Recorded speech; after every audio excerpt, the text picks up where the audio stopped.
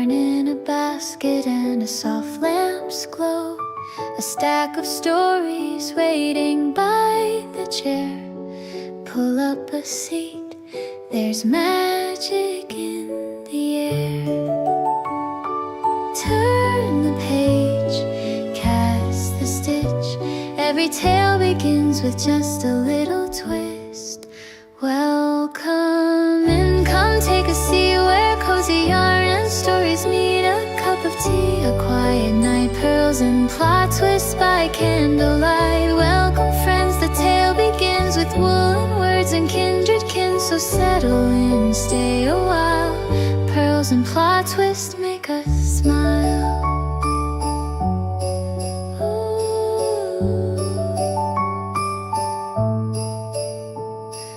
Needles click in a gentle rhyme. Stories unfolding one line at a time. Heroes wander through forests deep, while blankets grow stitch by stitch. Welcome in, come take a seat where cozy yarn and stories meet. A cup of tea, a quiet night, pearls and plot twists by candlelight.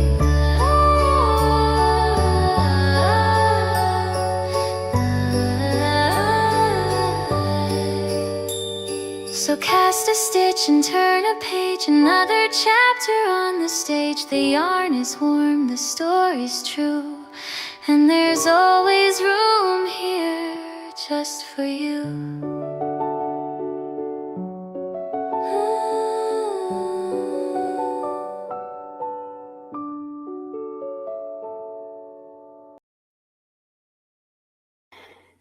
Hello, everybody. Happy Tuesday, everyone. It is 11:02 a.m. on the North Shore of Lake Ontario on June the 2nd, also known as day 2 of Lola's birthday celebrations. So yeah, it was Lola's birthday yesterday. To kick things off, June is just Lola's birthday. That's it. That's it. Susan just popped in. Hello. She's saying, good morning, all. Need to rest a bit more, but we'll leave this up on the TV. Thank you so much. Yeah, don't overexert yourself.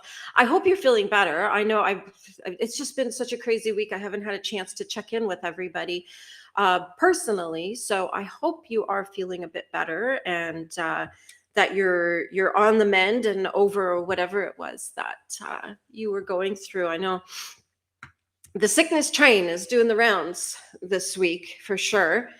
Between all the stomach problems and the sinus problems and everything, everybody's just been, we're all just suffering. I actually went to the pharmacist yesterday to get gel drops for my eye. This eye is a little dry. I had laser eye surgery and it irritates me sometimes. So got really, really good drops. And then got spray for my sinuses because I'm so stuffed up. So this is actually quite good. I sound stuffed up, but not quite as bad as I was a couple hours ago. It's one thing or another, right? It's like spring here in Canada, so it's allergy season for most of us who suffer. And Kelsey's here. Hello, saying, hey, everyone. Happy birthday to Lola. And Susan saying again, happy birthday, Lola. You're such a blessing. Yes, she is. She's the Bezzy, right? Yep. The ride or die Bezzy. So we did, there were lots of messages for Lola in the Discord, in the chat, because her birthday was yesterday, but we're celebrating all month. And I will be in the presence of our divine Maud in 3 weeks. 3.5 weeks. I think we're under 30 days now, right? I will be out in Lola's part of the world, and so we're gonna get together and hang out. That's at the end of June, the final celebration. And Lola's saying, I've been summoned. Yes, worky time, babe, worky time. Saying hello, gang. And Anne is here. Good morning. How are you feeling, everybody? We should all just like get it all out of the way in the first 10 minutes today. Let's just dump all the suffering, the sickness, the pains, aches and pains, everything. Let's just get it all out. So Anne was having some struggles last week. So I hope you are feeling better and on the other side of that. And I also hope that your friend is okay. The other day, Anne was saying that her friend fell and broke her leg, and it's bad. So hopefully, Anne's friend is okay, and that Anne is also on the mend as well. And Mr. Wayne is here saying happy birthday to Lola. That's Mr. Wayne is my husband. He's supposed to be gardening, but he's listening. So. And Lola is saying, aw, you guys, thank you. I'll go look. Yeah, there was a bunch of, and I saw that Lola had posted some stuff last night. I didn't get home till late last night, so I'm a bit behind. 24 days. Not long now. Not long now. I will be arriving on the Friday in the afternoon, I believe, sometime. I want to leave first thing, like 8 o'clock in the morning at the very latest, like hauling my teenager out of bed, shoving him into the RV, and let's go. So that's, wow, not long to go. The first one is Saturday is the first, the season opener of the Highland Games and the bagpipe competitions. So we're kicking things off. And so last night I got home late, stayed up too late. Do you ever find when you get in late from something that you can't just like go to sleep? I do. If you do that, tell me how you do that. Because I always find like I'm so hyped up and then I can't like settle down to sleep. It takes me a while to get there. And then so we had gone, I'll go back a couple years. So in 2020, a school in China bought a couple buildings in my town. And it's like a private school, and they wanted to have a school here so that some of their students could come here and have a Canadian experience, get a Canadian education. And so they weren't taking spots from any Canadian students. They bought their own school and they hired Canadians to teach them. And they bought a residence. They bought actually a B&B, and they turned it into a residence. So the kids lived there and they went to school here in our town. I live in a little tiny town, so it's hard to not know people. And so we got to know a bunch of these kids through like community dinners and stuff. They volunteered, they took part in the community. They loved living here. And my son stayed friends with quite a few of the girls that were at the school. And so we get invited to their graduations. Last night was the very last one that we'll attend, because a year ago when we were at the graduation, we found out that night that the school was closing in our town and moving to Toronto. And because I was like, why are these kids crying? like literally there were girls sitting there crying, sobbing, and we couldn't figure out why. And I was like, oh, now I understand why they're all crying, because they didn't want to leave this town where they had built friendships and community, and they volunteered and they taught and they got to take part in so much, and the memories that people have. When I bump into people, they're like, oh, do you ever talk to these kids anymore? And I remember when so-and-so did this. So there's a girl named Margaret that my son has stayed friends with all these years. We hear from her all the time. And she was in Toronto. She hated it the whole time because it wasn't a great setting in the city. And so she graduated last night and she's so excited. We actually saw her at the beginning of April. She came out for the day for Easter. And so she goes back to China on Thursday. And she'll be back. We're so excited. She got accepted to University of Toronto, but one of the smaller campuses, because that's where they have their art program. She's a beautiful artist. And So she'll be back in August, and she was saying that her parents are probably going to come with her and stay for a little bit while she gets settled into university. So I'm so excited. We'll probably get to meet her parents as well. So it was such an honor to be invited. Like, we walked in and all these people are like, who are these white people? You know what I mean? And I was like, we're with her. We're her panda parents. That's what we kept saying, like, because some of these kids, they've got real tiger parents. And I said, well, we're her panda parents. We're the ones who just spoil her and take her places and do nice things and put no pressure on her at all. So it was really, really nice, but it was in the city and we got home late.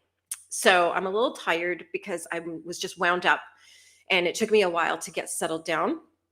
And yeah, so that was to kick off June, we have Lola's birthday and Margaret's graduation. So that was super exciting, a super exciting day. And let's see here. Lola's saying, why wait till 8 a.m.? Don't even go to bed Thursday. I might not. I might just sleep in my RV, in my driveway, have some peace and quiet. But it's because we have a campground. So I think we just have the camping for the one night or maybe 2 nights, like the Friday, Saturday night. So, but we'll see. Like, I want to leave as early as possible. Like, I don't care. Crawl out of bed, get in the RV. Let's go. We can shower. Like, we've got a shower and everything in the RV. We could shower while driving. I don't recommend it, but we could. So yeah, that's, we'll see. 8 a.m. at the latest, I believe is what I said, Lola. And Lola's saying, thank you to Mr. Wayne. And Anne is saying, I'm in a lot of pain. Mary Lou is not doing well. She's completely out of it. They're also suspecting some dementia. I get all these strange messages and off times. We went through this with my father-in-law. He had issues. It was almost like every drug in his body decided they were all going to be contraindicated all at once. He ended up in the hospital for like 7 weeks. This was last year. And then they released him to go home. And we're like, this man can't go home. And they're like, well, he's demanding to go home. And we're like, well, are you sending doctors and nurses and care? And da-da-da. They're like, no, it's on you. Drives me crazy. So one of the drugs that they sent him home with, I believe, is called prednisone. Mr. Wayne will know the exact drug. And so my father-in-law came home, hallucinations. His dementia was off the charts. Now, he does have a little bit of dementia. He does get confused. In the evenings, he's a little, like, he doesn't quite, like, evening Sam doesn't really know much about what lunchtime Sam was up to. Do you see what I'm saying? But during all of that, the months that he was on this drug, you would have thought that he was severely dementiaed, the paranoia, the hallucinations. It was crazy. And so my husband started researching all of the drugs that they had him on and found that this one was probably the culprit. Talked to the doctor. They took him off it. Within a few days, he's back to himself, back to his normal level of dementia, which is just a little confusion. But that might be something worth looking into, Anne, is what medications do they have her on? And could it be the medications that are making her dementia so much more noticeable now? If she probably had a little bit of dementia, and of course a traumatic incident might make things spike, but it could be the drugs. Really could be. Susan is saying, Anne, I'm praying for you. Thank you so much. And Anne is saying, thank you to Susan. Yes, thank you. We take all the prayers here. We take them all. And Lola is saying, Anne, I'm sorry to hear that. It could be the pain meds making it worse. Yeah, see? And Mr. Wayne's jumped in to say, yes, prednisone is the one. Like, I could not believe the difference in my father-in-law on the, like, and it started, I think they put him on it at the hospital when he went to the hospital, because he did not make sense at all. He was talking about things and I was just like, what? You know,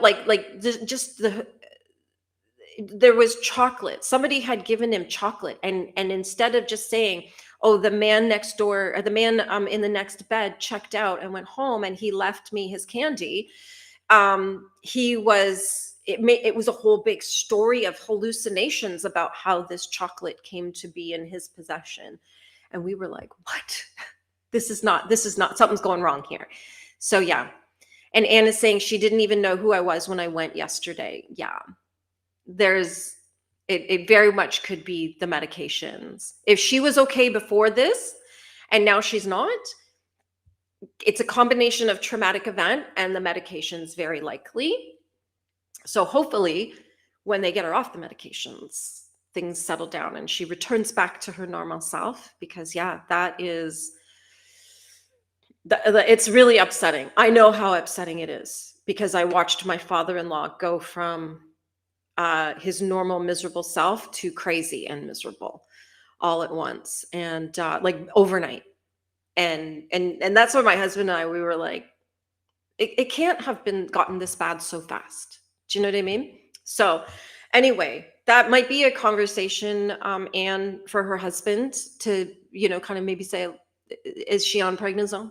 Because that could be causing some serious problems. The little bot has woken up. Yay. Don't lurk in the bushes. Say hello. We don't bite. We don't bite.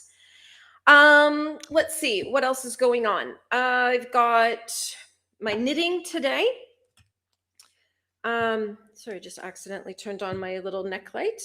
I have my knitting. So do we want to see the progress on the scarf, on the orange scarf? I'll pop myself. Oh, Anne, she left in tears yesterday. Yeah, I totally get it. I totally get it. It's so upsetting, because not only is it's like the person is so different, but it's like it's almost like a feeling of a loss of the relationship, because once that person's mind is gone and they don't know who you are, where's your friend, right? But it's probably not dementia. It's probably the drugs. And that's the unfortunate part, is all the side effects of these things, that they can, that, healing one part of you can really mess up another part of you. So hopefully, hopefully her husband is maybe receptive to a conversation about the medications, and he can then ask the doctors about, like, is this potentially because of, if she's on prednisone. So yeah, that's so unfortunate, and just such a random thing. When Anne was telling us last week what happened, her friend had just stood up and fell down and broke her leg, and that was it. It's just been a little bit of a nightmare ever since. So hopefully, fingers crossed. We've got all the fingers crossed and the prayers for your friend and you, because I know you're going through it a little bit too as well. So here's where we're at. I love the striping on this. And like I said, it's a very, very fussy yarn to use. I don't know if you can see, like, it's floofy, it's fluffy, and so it catches quite easily. And I think once I finish it, then I'm going to definitely block it. I'm going to wash it, block it, and get it looking as good as it possibly can. I mean, the knitting's fine, but it's such a persnickety yarn that you can see some stitches it's just the yarn, the way they're sitting. And then there's like little fluffies. So yeah, once I'm done, I'll get it all trimmed, trim off all the little fluffies, get it blocked and ready for the mail. Yay, yay. And there's just this little bit left. I do have another ball. So we're down to the darker orange now. I don't know if we can see there. There, that's a little better. But yeah, it's so this one is called, for anybody who hasn't seen it yet, it is Loops and Threads Facets yarn, and the color is it's called Flame. So that one is, we're getting there. We're on the home stretch with this one, because we got over the biggest part, and now we're because normally what I would do with a scarf like this is I would make it actually like maybe about this wide, So from here to here, maximum, and then knit it straight across so that I can put it like around and then back around and tie it at the front.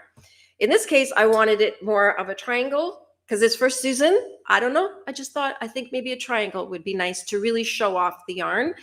And so that's what I'm working on. I'm also reading Nowhere by Alison Gunn. I'm reading with my eyeballs, and I started listening to My Husband's Wife by Alice Feeney yesterday, doing Soft 75, went out for an hour walk with my dog, listened to it for an hour. This morning, went to do the same thing, got my dog ready, I bought a little MP3 player just for audiobooks while I'm walking so that they're not, we're not fighting for space on anything else. And so when I opened it and I went to the audio that I was listening to, it was right where I left off. I was like, oh, this is so nice. And then it wouldn't play. So now I got to figure out why this brand new thing is not working. There we go. That's what's going on there. And Kelsey saying, hoping for the best for you, Anne. Yeah. And Mr. Wayne is saying a UTI can mess up an elderly person's cognition. Yes, a UTI in someone elderly can very, very, very often look like very severe dementia. And that was one of the things that my husband was demanding from the doctors and nurses is please test his dad for a UTI. And it kept coming back like, no, there's nothing wrong with him. That's when he started looking at the medication. And Susan saying that is lovely. Thank you. Isn't it gorgeous yarn? Such a pretty color. And Kelsey's saying those colors look like a sunset. Love it. Yeah, they're really pretty. Really, really pretty. And Anne is saying it's just very difficult for me because it was flashbacks to my mom before she passed in the hospital. I ran into our priest on the way out. Wow, that's good timing. That's kind of divine. And he and I had a conversation. Well, I hope you had a good conversation. And got some healing along the way, maybe a little bit of wisdom too. Some spiritual wisdom is always good. Sometimes we just need to be reminded that things happen because they happen. Sometimes things are playing out exactly how they're meant to. And although it sucks, what are we meant to learn from it? In what way are we supposed to learn and grow and expand? So yeah, it sucks, but that's life. That's life. And Anne's going to start crying again. That's okay. You cry. Get your tissues. Hug your cat. Get your tissues and cry. Because don't hold it in. Just let it all out. And if you got to sit here and cry, that's okay. That's okay. Well, maybe you can use your time to purge some emotions and, maybe journal out some of your thoughts and feelings and see if you can, because I know like when I feel the way that I feel like you're feeling, it's part of it is almost like my thoughts and feelings are so disorganized that I can't sift through them.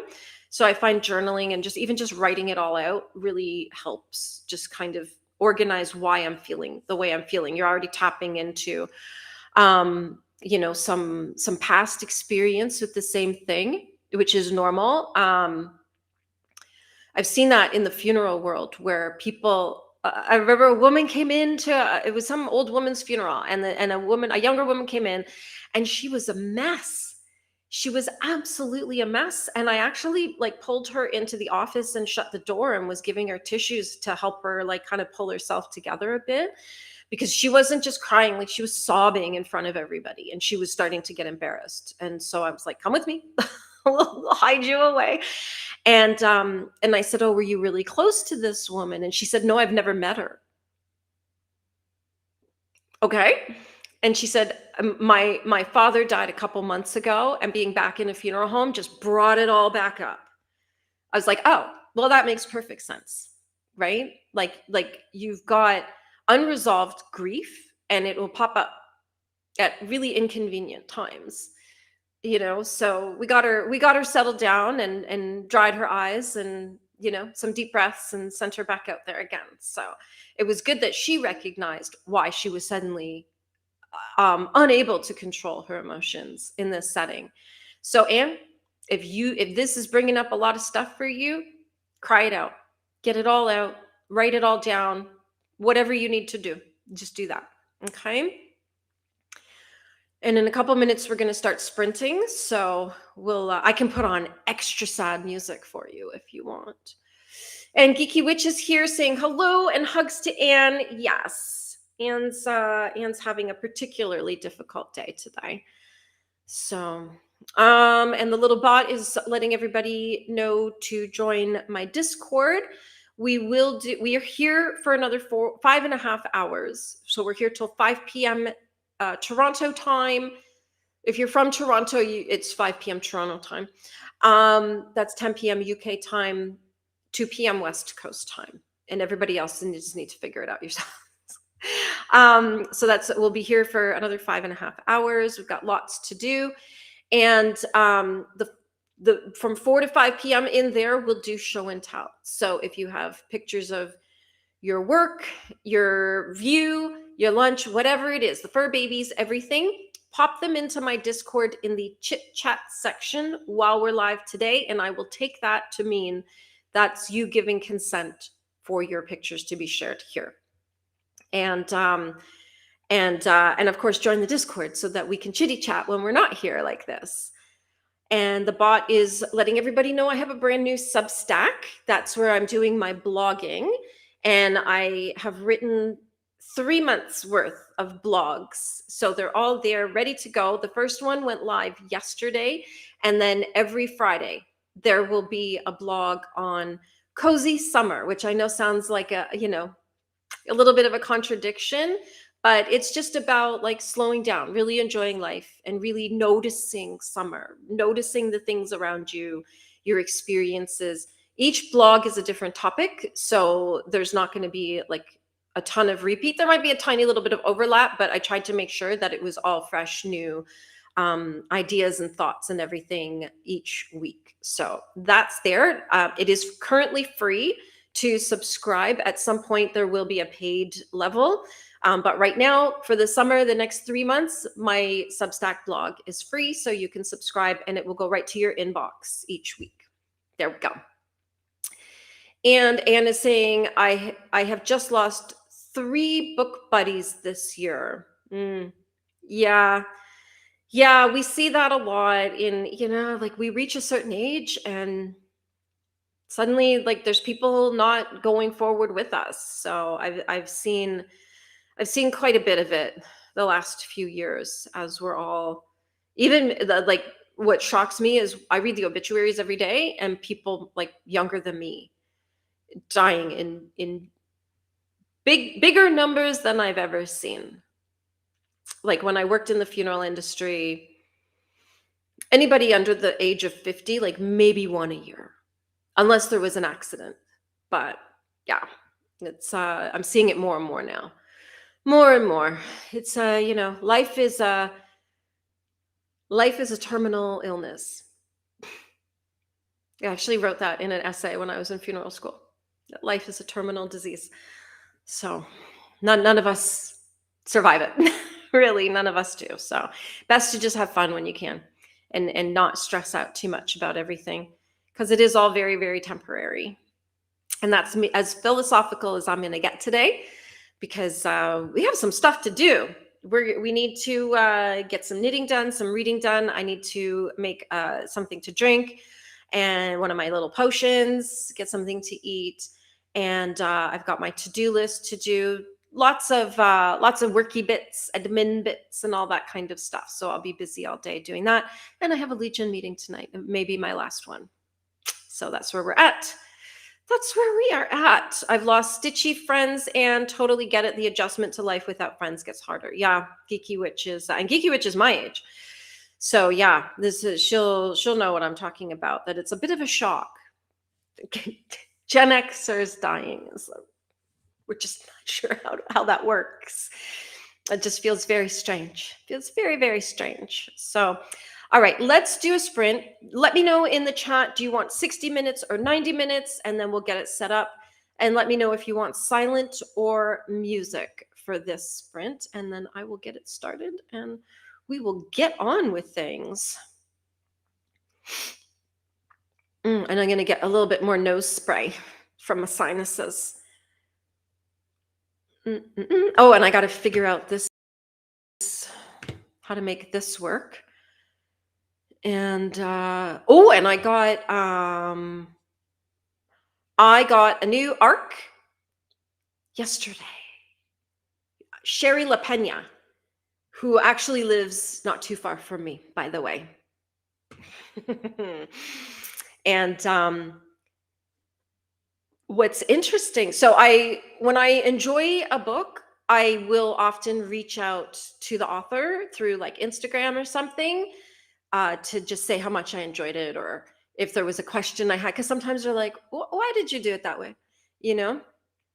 JA is here. Hello. How are you today? How are you? I hope you're having a good week so far. And Kelsey's saying 90 minutes. Awesome. I think that across the board, whoever chimes in first, they get they get to choose the time.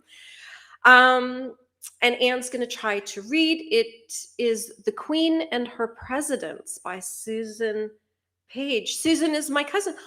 Oh, that's exciting. That's fun.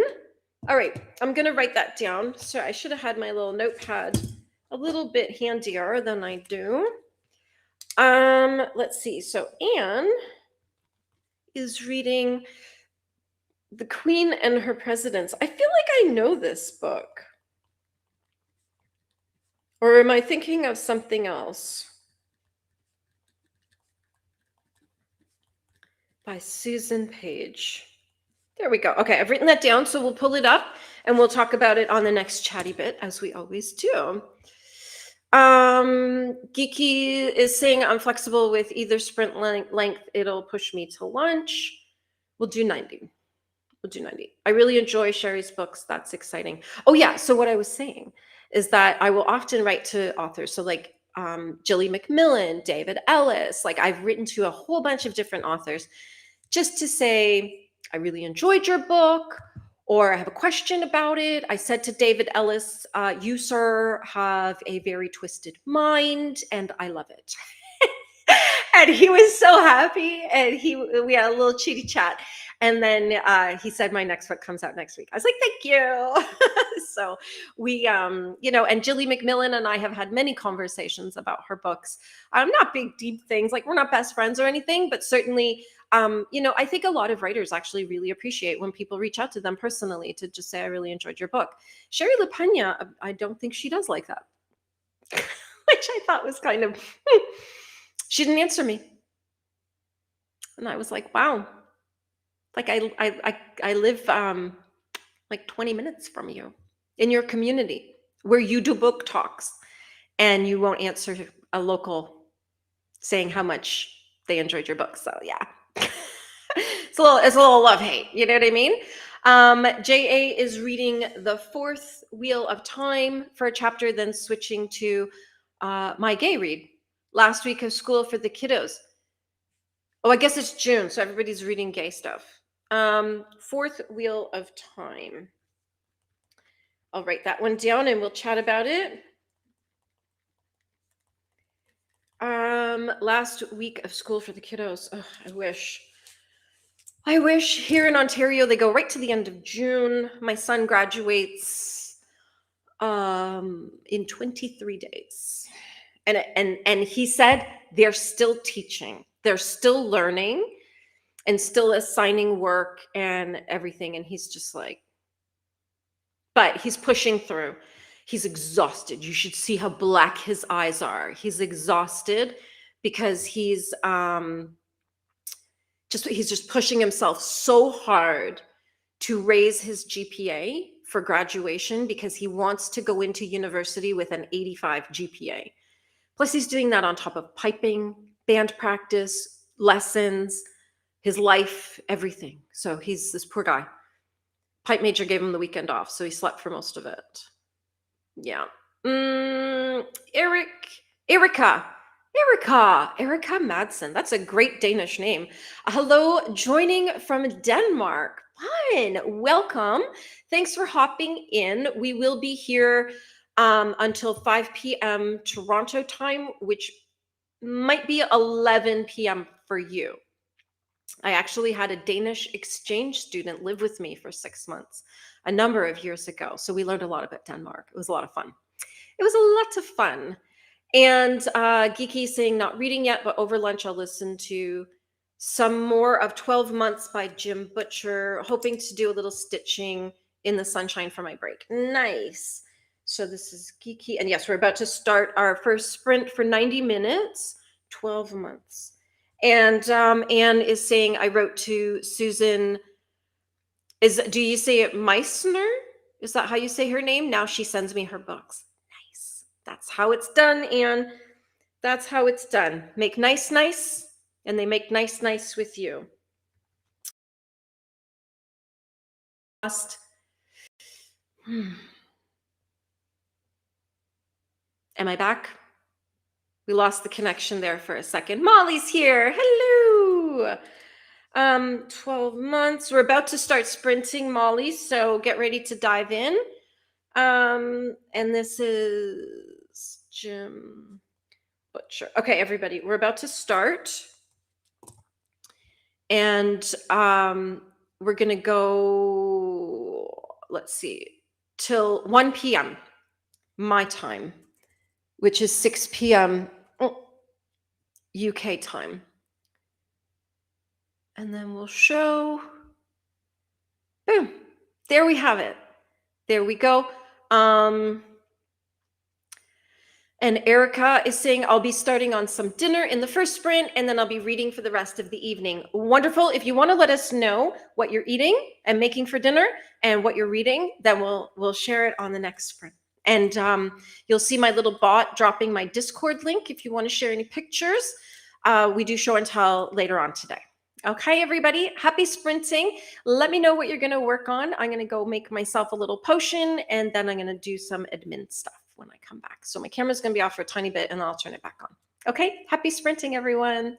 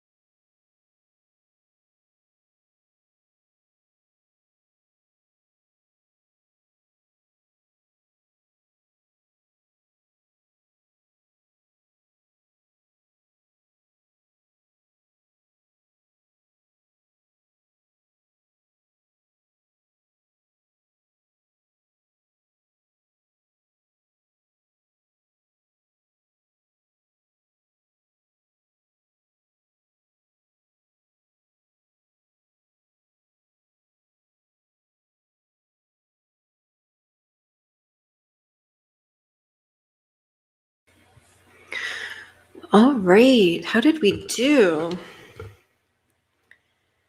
I worked on this, still got the same problem. Reset the whole thing, did factory reset on it, everything. Same problem. That when I let it sit, so I went to the book, put it to the hour mark, like if the book played, put it to the hour mark and it played. So I let it sit. I paused and then I came back like 20 minutes later, won't play. I have to go right to the start of the book. So it will only let me listen to an hour at a time. And it won't let me then continue on the next day. So, piece of garbage. Into the trash it will go. And now I got to figure out what to do.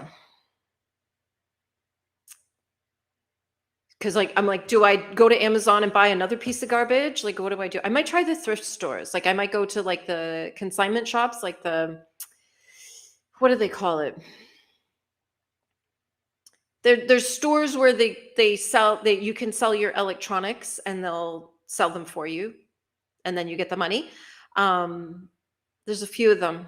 There's a couple in the next town. I think there's at least one in the next town over, but then there's a few in Oshawa too. We'll try them. We'll give them a try. So annoying. So Anna's saying, I called Parnassus Books in Nashville that Ann Patchett owns, and they're sending me a signed copy of her new book, Whistler. That came out today, did it? Or was it yesterday? I feel like it was coming out today, but that's super, super exciting. This is a great lesson for everybody. Just ask for what you want.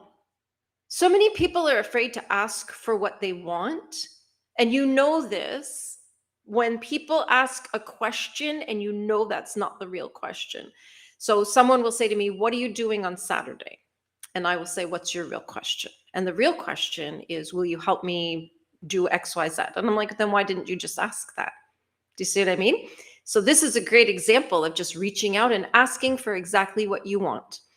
And now Anne's going to have a lovely signed copy of a book by I'm assuming one of your favorite authors. And Ren came in. Hello. Ren will mostly be lurking today and getting some studying done. Good for you.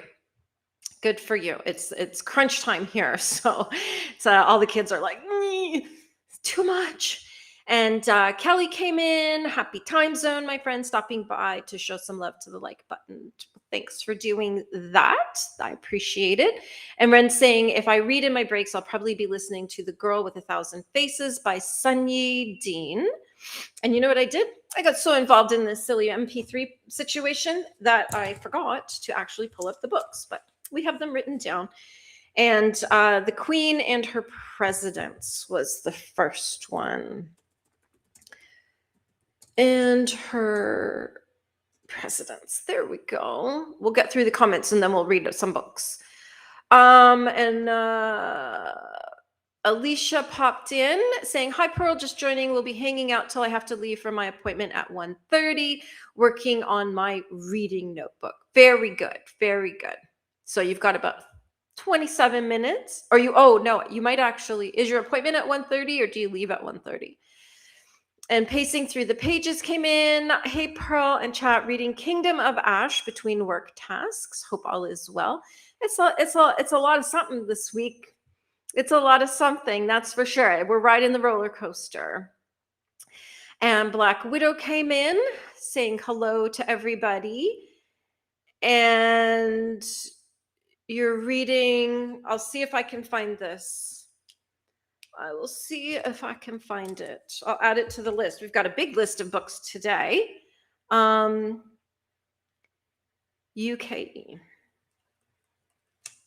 And then TSU. There we are. Writing that down. Awesome. And Brian came in, also known as Casper's Mystery Corner, just jumping on to say hi and hit the like button. Got to get back to work. Dang them bills. Yeah. Brian is one of our very unfortunate friends who has to work to pay the bills and keep the internet running at his house. So I hope you're having a good day at work. We have, Brian and I actually have a few things in common. So we often pick up on each other's little things that other people might not pick up on, but because we speak the same language of an industry, we've had some funny conversations in the comments. Anne is saying the winner of the Carol Shields Prize is announced today. I'm trying to find out when. Oh, that's exciting. Well, if you find out, let us know. And like I said, I know nothing about these prize lists, so that's why we bank on you to know, so that you can keep us all up to date. And Red Pill is here. Hello, salut. And Erica Madsen has said, my mom has decided to come over for dinner, so there won't be any reading for me anyway, but happy sprinting to all of you. Hope I can catch your sprints again. And I let Erica know that we sprint every Tuesday here. And then we're going to add in something to replace Friday stuff. So we'll see. We'll see what happens. Lola is saying chaos at my house. My cat got the screen open. Oops. She ran away. Did you get her back? Did you get your cat back? Marshall started crying because he was stuck on the porch and I wasn't. Yeah, dogs are like that. He went in the house, and when the boyfriend came back out, Marshall ran to me. Uh-oh. I hope you got your cat back. And Kiki's saying, oh no, Lola. Yeah, right? Lola's saying, it's okay. All settled now. Everyone's grounded. Good. Good. Leashes for all. And Anna's saying, oh, that's Whistler comes out today. Did you get a copy already, or are you going to wait for them to send you the copy? And pacing through the pages is saying, I read a chapter in Kingdom of Ash, talked with my son for a bit, and did some readathon planning. If you need a host, let me know. Let me know. Did I put here Kingdom of Ash? Yes, I have you written on my list. So we're going to start with Anne's book, The Queen and Her Presidents, which sounds kind of interesting. Holy heckin', why is Goodreads always so far down the list? Okay. It says here, so on Goodreads, it has a 4.21 rating. It's written by Susan Page. It is a biography. It's a basically biography, memoir, nonfiction, politics, presidents, royalty. It's not a novel. We're not no creative embellishments. The Crown meets the West Wing in this illuminating history that chronicles the largely unknown story of Queen Elizabeth's relationship with 13 American presidents, from Harry S. Truman to Donald Trump, and changed world history. No American or foreign leader has met with as many sitting presidents as Queen Elizabeth. Her Royal Majesty's 70-year reign witnessed the highs and lows of the close and crucial alliance between the US and the UK, from the Suez Crisis to Brexit. Following the advice of her mentor, Winston Churchill, to stay close to the Americans, Queen Elizabeth played an unexpected role behind the scenes that has never been thoroughly explored. In The Queen and Her Presidents, veteran political reporter Susan Page goes beyond the image of a staid monarch in colorful hats to reveal a skilled strategist who, like many powerful women, was routinely underestimated and discounted. That sounds really interesting. Boop, TBR. Thank you.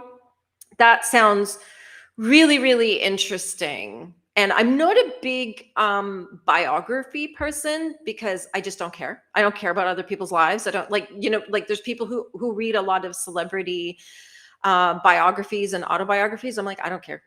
I don't care. It doesn't matter to me. Probably the last biography that I read was the one about Queen Noor, and I read it probably 20 years ago. So that'll tell you how committed I am to biography. So it's a big deal that I just added that to my TBR. And Anne is saying that she's going to wait for the signed copy. Very nice. Very nice. And then you can let us all know whether we should read it or not. And Geeky Witch is saying, I'm doing the very unexciting tasks of updating meeting agendas, but my to-do list Looks like I've been super productive. Nice. Do you do that thing where you break tasks down to make the list longer so you can check them off faster? That's the dopamine hit I go for every day. Kelsey saying just got back from a little lunch date with my grandma for her 80th birthday. Happy birthday, grandma. So nice. And so nice that you get to actually spend time with her, that you live close enough to spend time with her, and that you get to spend time with her. That's so nice. Oh, where'd you go? What'd you have? We're nosy here. And Kelsey's saying sounds like a great read, right? Like I said, like I don't normally reach for a biography. But this one actually sounds really interesting. And were you here when it was Anne said this is her cousin who wrote it? How sweet is that, right? And Geeky's saying when you think about everyone the queen met, it's insane. Yeah. Is she the longest reigning monarch ever in history? She was so young. Like, wasn't she just 25 maybe? And then she was in her 90s when she died, like 96 or something. That's like, yeah, that's a lot. And everybody wanted to meet her. Why not? And all the, the royals aren't supposed to be political, but we know that's not true. So, like, we know it's true they're not supposed to be, but they are very political. And Anne is saying, I'll read anything that Anne Patchett writes. Nice. I don't know that I've ever read any of her books. Maybe Whistler will be my first.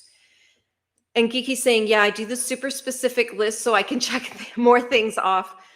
Plus, I have to bounce between things. So it does help me keep track of what I have left to do. Yes, when you're doing a big task and then you break it down into smaller tasks, it's so easy to go off the rails.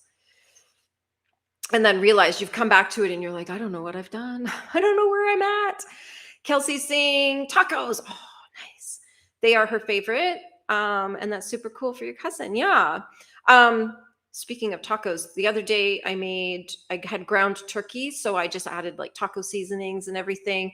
And then I've been eating it on salads with like Monterey Jack cheese and taco sauce. So good. And ranch dressing. So good. Anne's saying yes. I don't know what Anne's saying yes to. Yes, you're right, Pearl. You're right. Geeky's saying she definitely was the longest reign of at least the modern era. Yeah. So in our kind of remembered history, yeah. My cousin told me not to read the Trump part first. I would just read it in the order of the book. Don't jump ahead. Just read it in the order that it was written, because I find sometimes, like, things are in different sections and everything, but when you're reading it, there's like it makes sense the way it's been organized, that it's a progression of building of information. Is quite a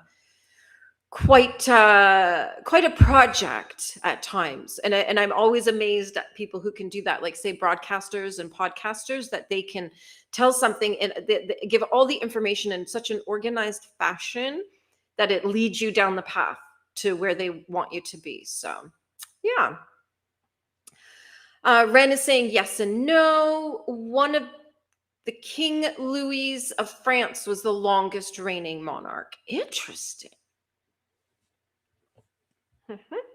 Gonna see how long he reigned.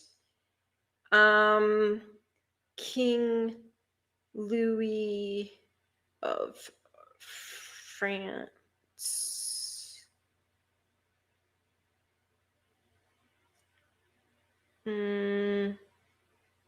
Oh, there's so many. We'll write longest reign.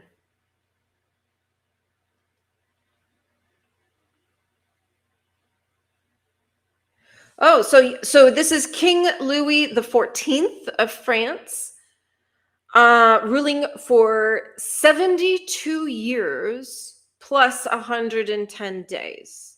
So just a smidge longer than Queen Elizabeth. Interesting.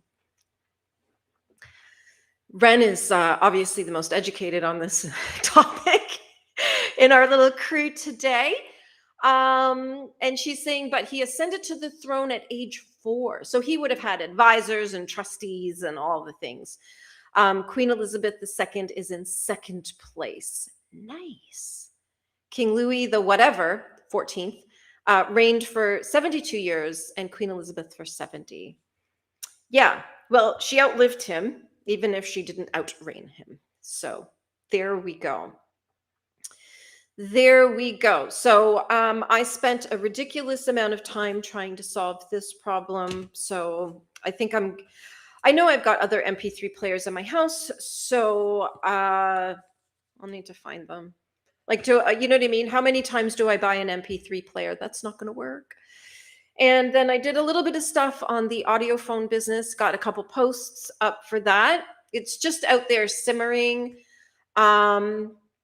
We're not actually going to be doing much with it until September because we're away every weekend. So trying to do weddings with it is not going to be the easiest thing in the world. And then, if somebody wants it for like a weekday thing, then we can certainly do that. But I'm sort of like fully booked till September. So that's what's going on there. And now I'm going to have something to eat because I'm starving and keep working on my little to-do list. I want to get some knitting in today. And saying I was an undergraduate history major. So I'm into history and political books. Very nice. I'm into politics. I consume a lot of politics on a daily basis. A lot of politicians know me when I walk into a room. So, yep. And Kelsey's saying, shout out Ren with all the facts, right? Either Ren Googled ahead of all of us or she's very intelligent and very educated on the topic. So, and saying, I enjoy reading about the Tudor period of history. Interesting. That was like Henry VIII. Is that like the Tudor period? I don't know too much about a lot of history of other places. History wasn't like my funnest subject when I was in school. And I get it. We have to learn about it so we don't relive it.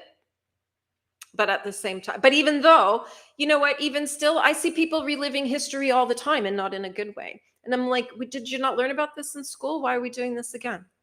So yeah. You mean me just being here and not speaking makes it political? Just being here and not speaking makes it political. I don't know what that means. Molly's saying Ren is super smart. She is. My phone has so many pictures that I took of my screen when Ren was saying something profound so that I can go back later and, revisit it. Especially on the topic of Zeds and alphas. I actually made a video for one of my other channels talking about why teachers are quitting. And these kids today I'm amazed at them. Like they're like, oh, they're rude. They won't sit still. I don't think they're rude. I don't find them rude. They're just not actively making you comfortable. And for example, 2 days this week. So now I'm doing soft 75. I made myself my own version. So I walk for an hour first thing in the morning. And I see the little kids going to school. So the kids who are alphas on their way to school, they're so sweet. Oh my gosh, because I'll be walking on the sidewalk and the kids are coming down the sidewalk towards me. And then I'll step off the sidewalk onto the grass with my dog so they can get past. They're like, thank you. They wave and say good morning. And so I don't know where we're getting this from. I don't know. And I know so many little alphas and I don't know. They're all wonderful. So maybe I'm just like one of those crazy moms who loves feral children. I don't know. Could be. Sorry. Went back to Ren. Oh yeah. Why was I talking about this? Because Ren's so smart and we have conversations. We are two totally different generations, but the Ren brings so much to the conversation in terms of understanding young people today. And we need to do that. We must do that. As the elders, we need to understand the kids today and help them. Ren is saying a mix of brain power and Google need to double check if I'm assuming something or if I made it up in my head. I've done a lot of that, making stuff up. I'm like, no, no, no, no, no. And then I'm like, oh, wait a minute. I filled in some blanks. I'm only saying haha, supposed to be funny. Oh, okay. Yeah, I just wanted to know what you were referring to. And Ren is saying, but I also studied political science and international relationships, so relations, so that definitely helps. However, I avoid, I'm assuming you mean politics because I already read too many journal articles. Yeah, if you're kind of immersed in it all the time, then yeah, hearing about it in your free time is no, no. And Ren saying my brain needs the break. Oh, nice, nice. While you're here, give the like button a little nudge, please. And if you haven't subscribed, please do. Please do. So Geeky has your son's an alpha, right? Because my son's a Z, and I believe yours is an alpha. And she's saying alphas are very smart. They are. You cannot fool these kids. They know. Part of what I was saying is they know they've been lied to for a long time, like their whole lives, and they're not here for it. So they know that. And the reason that, this whole thing, like teachers are like, these kids don't respect us. And it's like, no, they don't trust you. That's the problem. It's not a respect thing. It's a trust thing. So for example, me walking down the sidewalk with my dog and these kids, I don't know if they're scared of dogs. I don't know you know what I mean? So I just step off and they're walking right past me. I'm just making sure that my dog is not like gonna like get in their way. And they're like, thank you. That's respect, don't you think? Because I respected them and they respected me. So yeah, I don't think it's a respect thing. They are a little feral, but they have very fierce friend groups and very private lives due to being isolated in COVID. Son is a first-year alpha. Yes. My son had an incident. This was about a year ago, and there was a group of 4 of them, and they were very close. They did everything together. And one day, one of the boys, we call him number 4, he physically attacked my son at school in class. And the other 2 boys in the little crew said, he's out. That's it. We're done. They were so loyal to my son that they got rid of the one who was going to be a problem. And my son is very loyal to them too. So they understand relationships and friendships in a way that a lot of adults don't. So yeah. And I never thought about the private lives due to being isolated in COVID. Yeah, because where I am, we had 2 years. We were in lockdown for 2 years. That was a lot. That was a lot. So they are very smart. They know. They can see right through us. You can't lie to these kids. And Ren is saying I avoid political books because you're already politics all day, every day, living, breathing politics.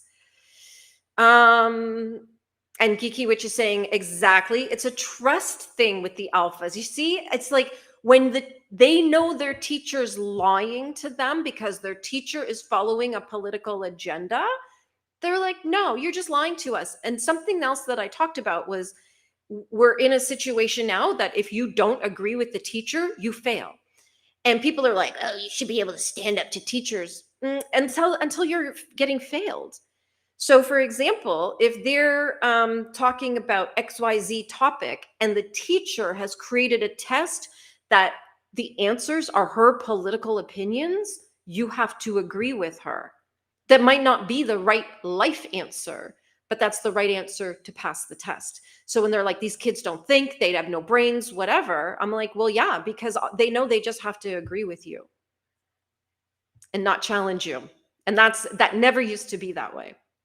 I remember having incredible debates with teachers in high school over all kinds of topics. And it was welcomed because it's like, yes, I don't agree with you, but you're using your brain. And now we just don't have that. JA is saying, my mother was a teacher for over 20 years in an inner city school, and she got chased with a pair of scissors until she fell down the stairs and broke her back. What? She was also chased by a parent with a sawed-off shotgun a couple years before this because she reported him to child services. So just for reference, when was this? Was this in the last couple of years, or was this a while ago? Because I think there's always, every school is going to have something like this, where there's one violent kid or one crazy parent or something. The way the teachers are talking now, it is 100%. Every kid out there. And I'm like, give me a break. Like, come on. And it's like, because they know that in the last few years there've been a lot of falsehoods told to them, and they don't like it. And JA saying this was a while ago. Okay, yeah. So not first of all, I hope your mom's okay. And second, so your mom's story would not be part of the story that we're hearing in 2026, because in 2025 I didn't hear about this. I'm hearing about it only in 2026 in terms of the things the teachers say about their students, and I hear the way they're speaking about their students, and I'm like, maybe this is something to do with it. Maybe they know that you don't like them. But yeah, I hope your mom is okay. And hopefully there was only 2 incidents. It's too many, but hopefully there was a kid in my son's school when he was little, and it was a daily, those outfits that you see the dog trainers wearing, that's like all padding. It's like a suit that's all padding. The principal had one of those to go deal with this kid. Apparently he's doing a lot better because he got put into a different home. So yeah. Yep. And Anne is saying, my daughter is a debater. She is very well prepared when she disagrees with you. Her school encourages debate, but not emotional debate. Yeah. We see a lot of people, as soon as you ask them to defend what they're saying, will have a complete breakdown and go into emotional victim mode. And it's like, how is that serving you in life? Yeah. But so just, have your solid points, facts and data, not feelings. Because when we start putting feelings in, and I see a lot of this because as a minister, I have married quite a number of Zeds out there before I sort of semi-retired from weddings, and they were the reason why. So these are our elder Zeds. They're the reason why I walked away from doing weddings, because their emotions, you just can't deal with them. When they make a mistake, they try to blame anyone but themselves, and they come out swinging. And I'm like, okay, why are you yelling at me? It's not my mistake. I didn't do this. You did. You deal with it, So too many entitled emotions, I find. But the younger Zeds, I find, are not like that at all. And Kelsey saying, where I live, the real problem is that teachers are having less to do with kids being bad and more that my state has terrible funding that's not supporting the teachers, but the kids all get blamed. Well, I guess it depends on what anybody thinks the funding needs to be for.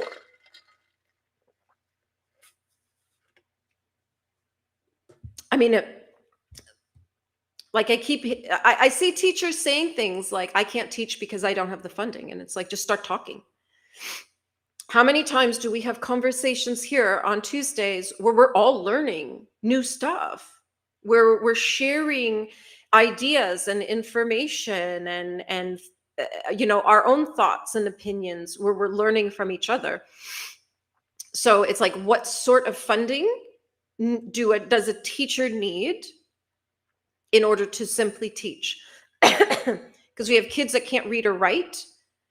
They're functionally illiterate. How did they go through school? Nobody taught them to read, because all you need is a book to learn to read. So this is why, and I hear, and it's so Kelsey, where you are, we're hearing this, but I hear it here too. in Canada, in Ontario. Teachers say there's not enough funding. And I'm like, well, for what though? You know, we have learned that all the screens in the schools, they're making people stupid. So let's get rid of those and go back to pen and paper and books. I think that would help a lot. And that's just my opinion for entertainment purposes only. Geeky Witch is saying, I think there's blame to go around, and I think some entitled emotions everywhere. Yeah, it's just messy and complicated. Yeah, it's one of those things, like there's no one answer. But I think that the answers must start with the grown-ups in the room.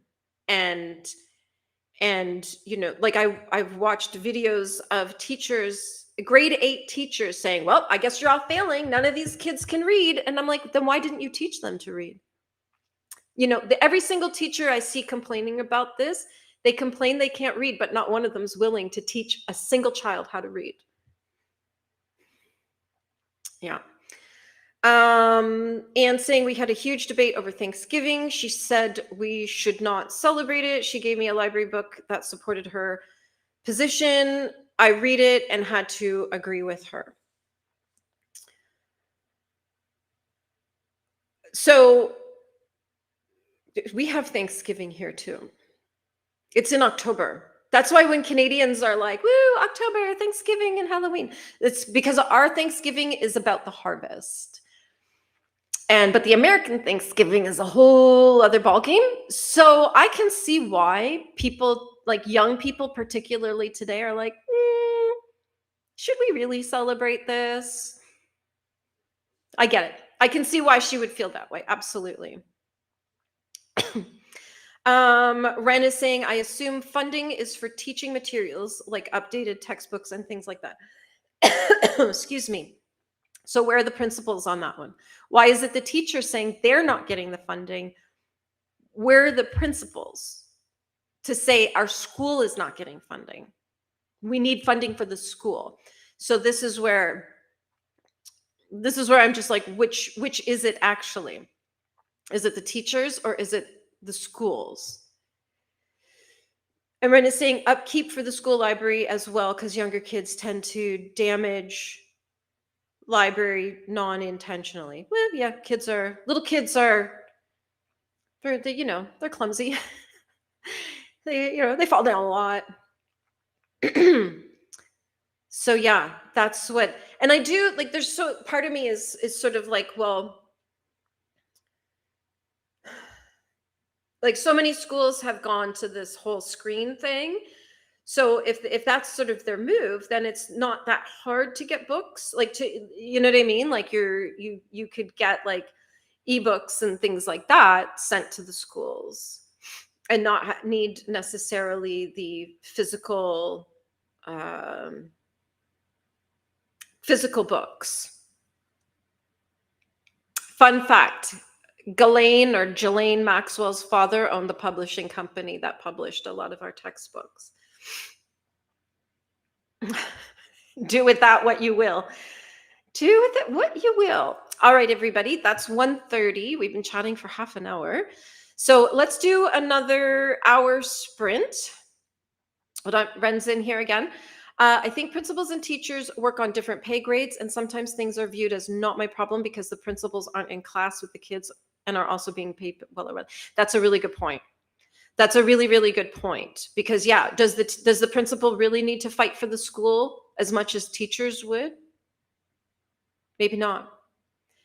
And Geeky Witch is saying right now the funding in my area is going to fixing the physical buildings. They were neglected for too long. Yeah. Okay, we're going to pause there. Let's sprint for an hour. Let's see. Clicked the wrong button. And let me know what you will, what you'll be doing. So we're going to go till 2:30. There we go. Okay. All right, everybody. Okay, we're gonna start with your comment on the next chatty bit, and then I'll pull up books, and then if we have a consensus, then we'll play a game of bingo. Okay. All right. Happy sprinting, everyone. I got to get some food. I'm starving. Have a good time.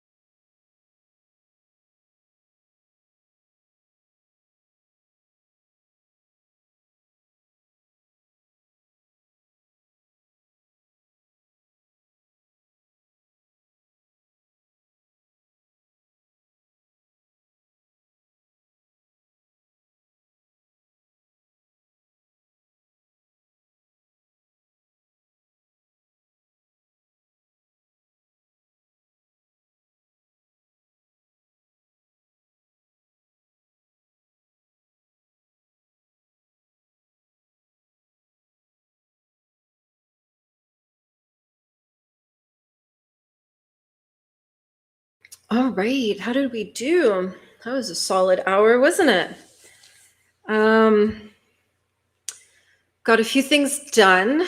Something I do every day is I make shorts of my videos on all my channels just to kind of, get them out there and get get more eyes on them.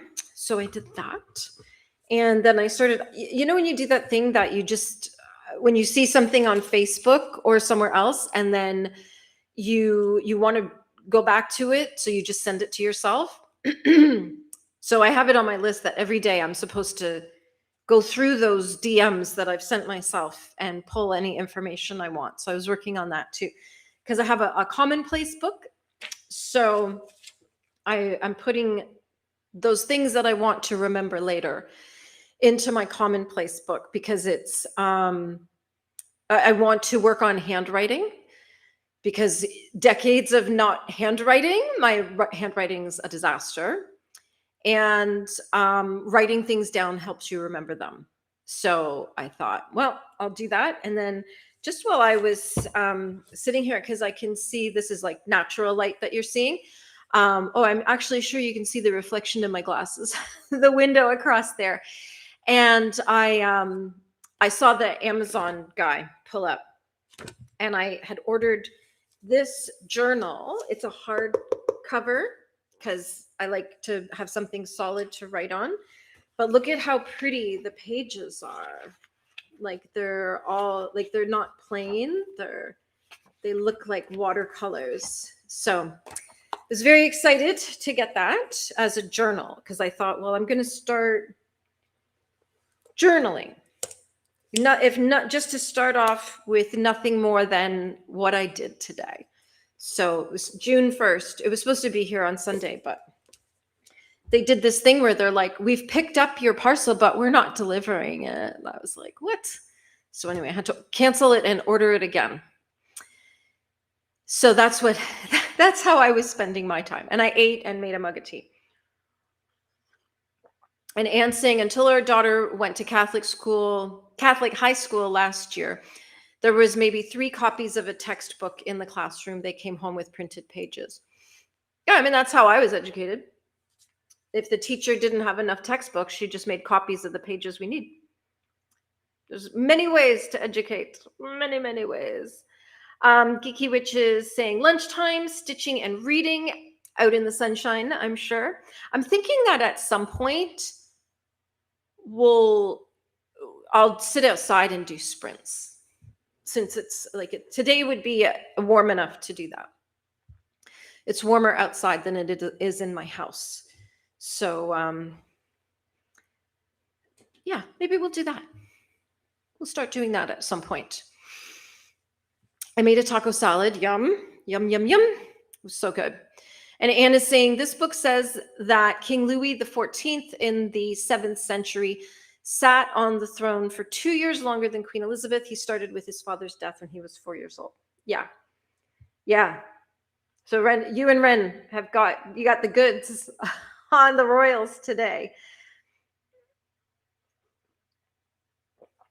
Don't forget to stretch and hydrate. Take your meds if you take a medication. I don't. I took digestive enzymes with my salad. That's my medication. And then take care of, if you have laundry going, don't forget to go flip that over. Oh, there I was getting a salad and a mug of tea. Carmen's here. Hello. Hi everyone, just joining in, working on my June TBR and knitting a vanilla pair of socks. Is it the official vanilla socks pattern? Because I have that and I don't get it. I've tried it in different weights of yarn, and so I found one. I think the designer is Bee in the Bonnet or something, and she has a worsted weight pattern that I love. And it's on my needles right now. I'm going to finish it this summer. And Red Pill is saying good afternoon to everybody. How are you today? And Kelsey just made a mug of tea too. Yeah, I was, after I ate, I was really cold. I was like shivering from the inside. So I thought, well, I'll get myself a mug of tea. and warm up a little bit. Don't forget to give Lola some love. And it was her birthday yesterday. I made a song for her. It's on my channel. It's the first video on my channel. Well, it's the latest video, but the first one you'll see. So go, if you want to wish her happy birthday, you can do that there as well so that she can save it forever. And even last night, when we were driving to the graduation, my husband was like, that song you made for Lola was a banger. I was like, thank you. I'm quite proud of it. And Red Pill's saying it's a beautiful day in Montreal. Nice.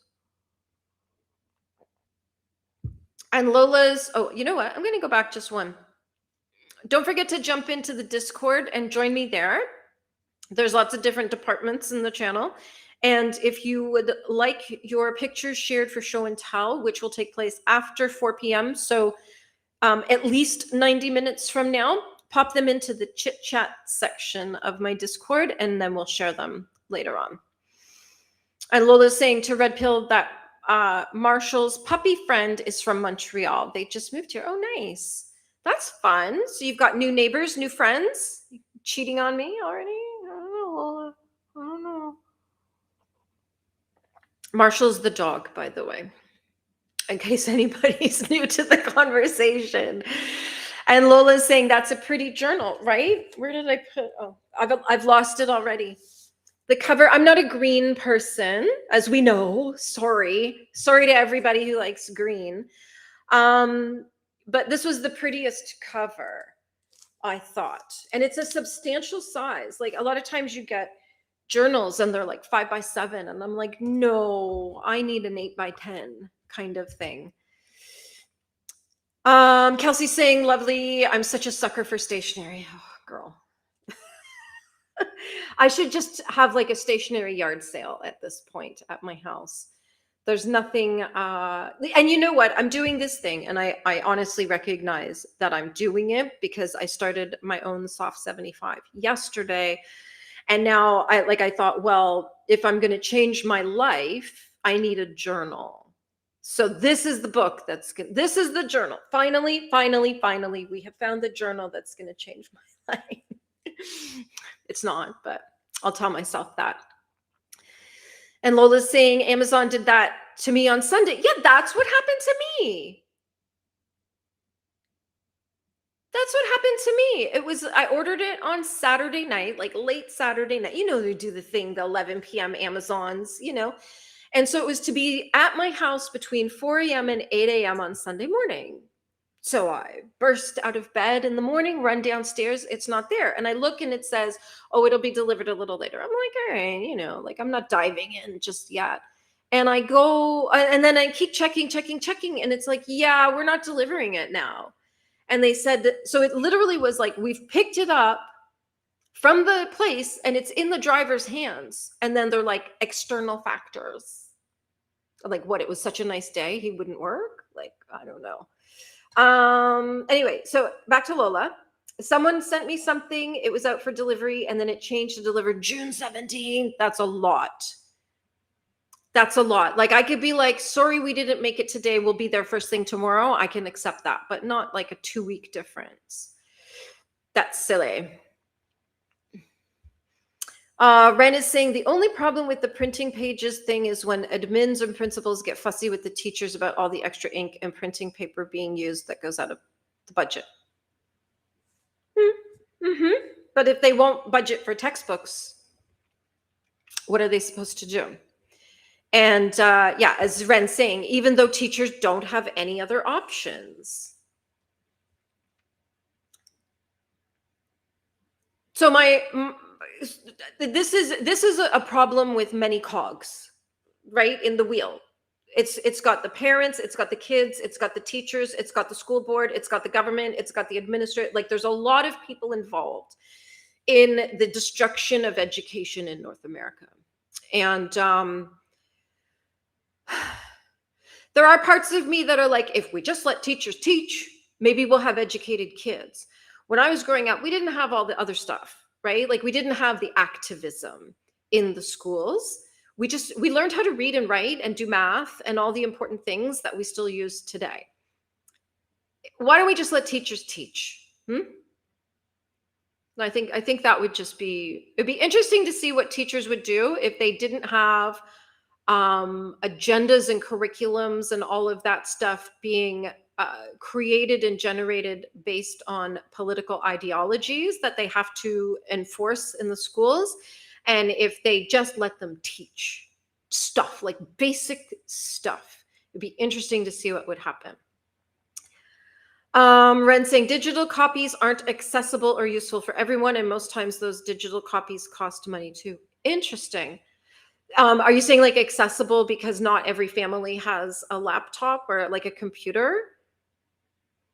Because I can only speak to my own school board, my own area in Ontario. Every high school kid gets a laptop, a netbook that for their school year, and then they give it back when they leave school.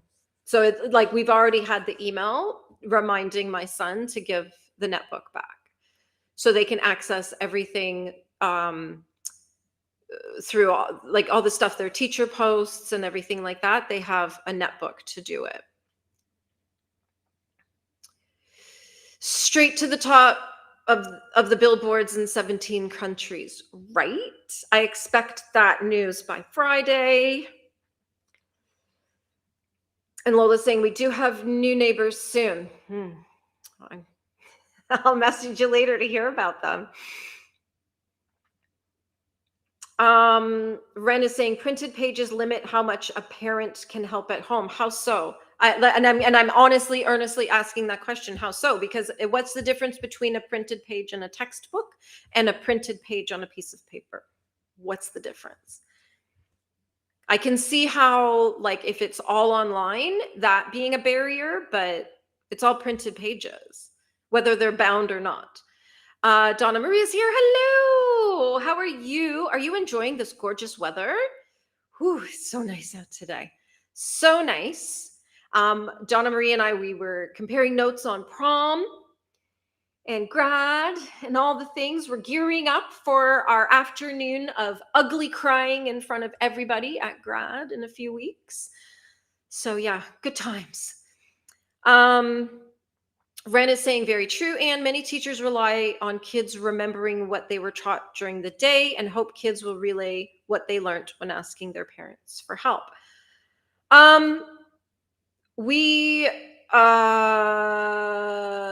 Let's go back to Geeky Witch talking about how kids are very private today. Yeah, my son's not a talker, so I have to pull a bit to get information out of him. But he's also 18; he's graduate. Like, we're well beyond me needing to help him with his homework. Though sometimes I will help him organize. Like right now, we're gearing up for culminating tasks. So if he needs a hand kind of organizing, getting everything lined up so then he can do the task, I will help him with that. And I do that all the time. For example, a few years ago, he did Macbeth at school. And so I helped him. He had to do a presentation of some kind. I can't remember what, but what I did was I was like, here's your 10 points that you want to hit during this presentation, and then let him write the script based on those 10 points. So just easy stuff. He's going into accounting. Reciting Shakespeare is of no benefit to him at all. Yeah, I mean, like here's the thing. I think that if we're teaching children things that adults can't comprehend, perhaps that is part of the problem. I could not help my son with calculus, which was a requirement for him to graduate. Why does a high school student need calculus, really? But like as a mandatory course. And anything, like if you're sitting down to help your kids with their math homework, and they're in grade 2, you should be able to do grade 2 math. So something that I don't love about the school systems is that they make it's all just too much. It's so complicated, and we have 35% literacy rate. Do you see? Like, that's where I'm like, we've overcomplicated it so much. We never shy away from these big topics here, do we? We always are like, let's go big. Let's piss people off. Ren is saying, but kids learn so much in a day that it's really hard for them to actually remember so much. Do they learn so much in a day, or did they get talked to a lot during the day? Because I think there's a big difference. That, does an 8-year-old need 6 hours of lectures they have to remember and then try to explain to their parents? I don't know. I just think it's like it's changed so much, as particularly it kind of started with millennials. Like for decades and decades and decades, we all kind of had the same education model, and then with millennials they tried something different, and I think we know it didn't work. So I feel like there's this real push right now to sort of go back to the traditional education models, which is kind of interesting.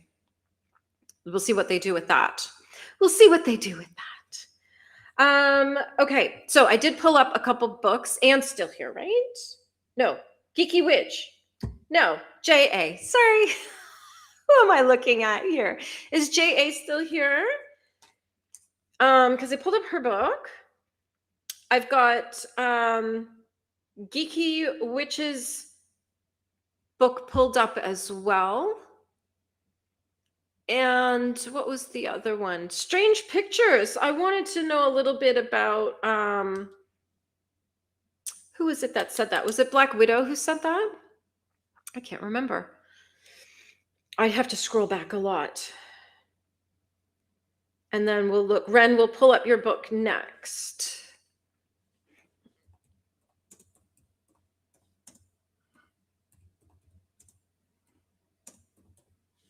There we go.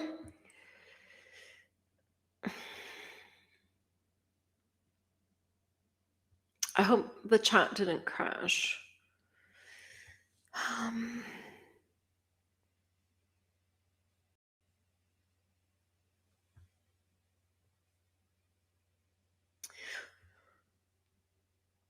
Your book has a good reading, Ren. A good rating. There we go. 12 Months also has a good rate. Oh, yeah. These are all like really good rated books. All right. I don't know if JA is still here, and I don't know if the chat has just crashed. Lasai. Let's have a look here. Excuse me. I need to use a little bit more sinus medication.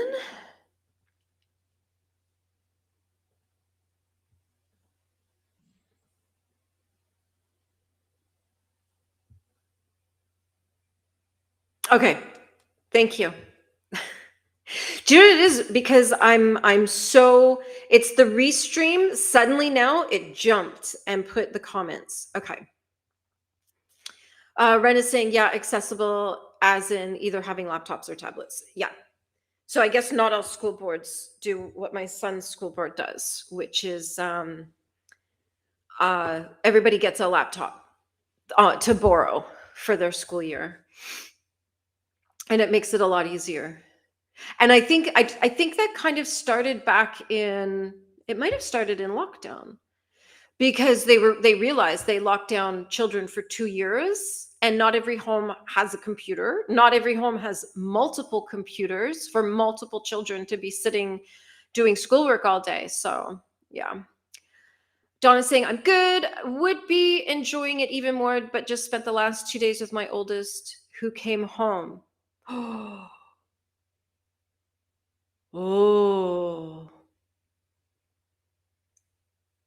Yeah, we may need to meet up to cry on each other's shoulders. Because this is like, you just have one daughter, right? Oh, and I meant to say to you, because I'm so close to the university, like, when you need a stand-in mom, just let me know. Because I'm sure that'll happen at some point. 2 days with, can we tell the story? No wife.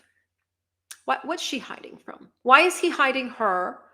And what is she hiding from? Yeah, we need to cry at each other. I know. Ren's saying, usually only this section being taught is printed, so the background behind things isn't usually printed, which could help explain the concept better and in a way that the teachers want it learned. Well, that's a good point. That's a good point. I guess it just depends on, I think, what grade it is. For me, like that's where I'm kind of stuck on is like, if you can't understand your 8-year-old's homework, what's going on? It's too hard. It's too complicated, you know? And I'm not a big fan of homework either. Uh, Donna Marie saying I had to help my daughter prepare for her philosophy tests for this week, right? Like, sometimes we got to, as moms, we got to step in and help these kids.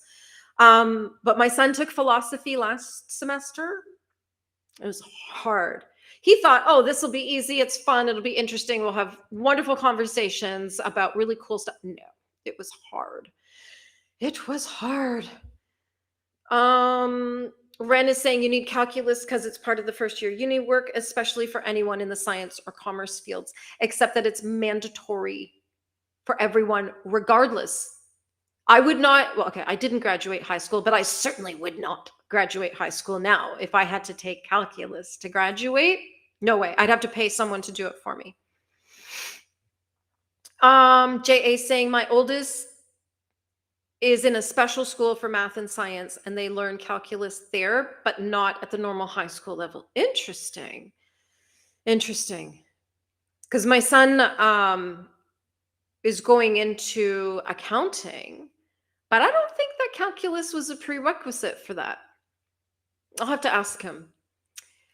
And Ren is saying my degree is humanities, but I still did stats, calc, and econ. Interesting.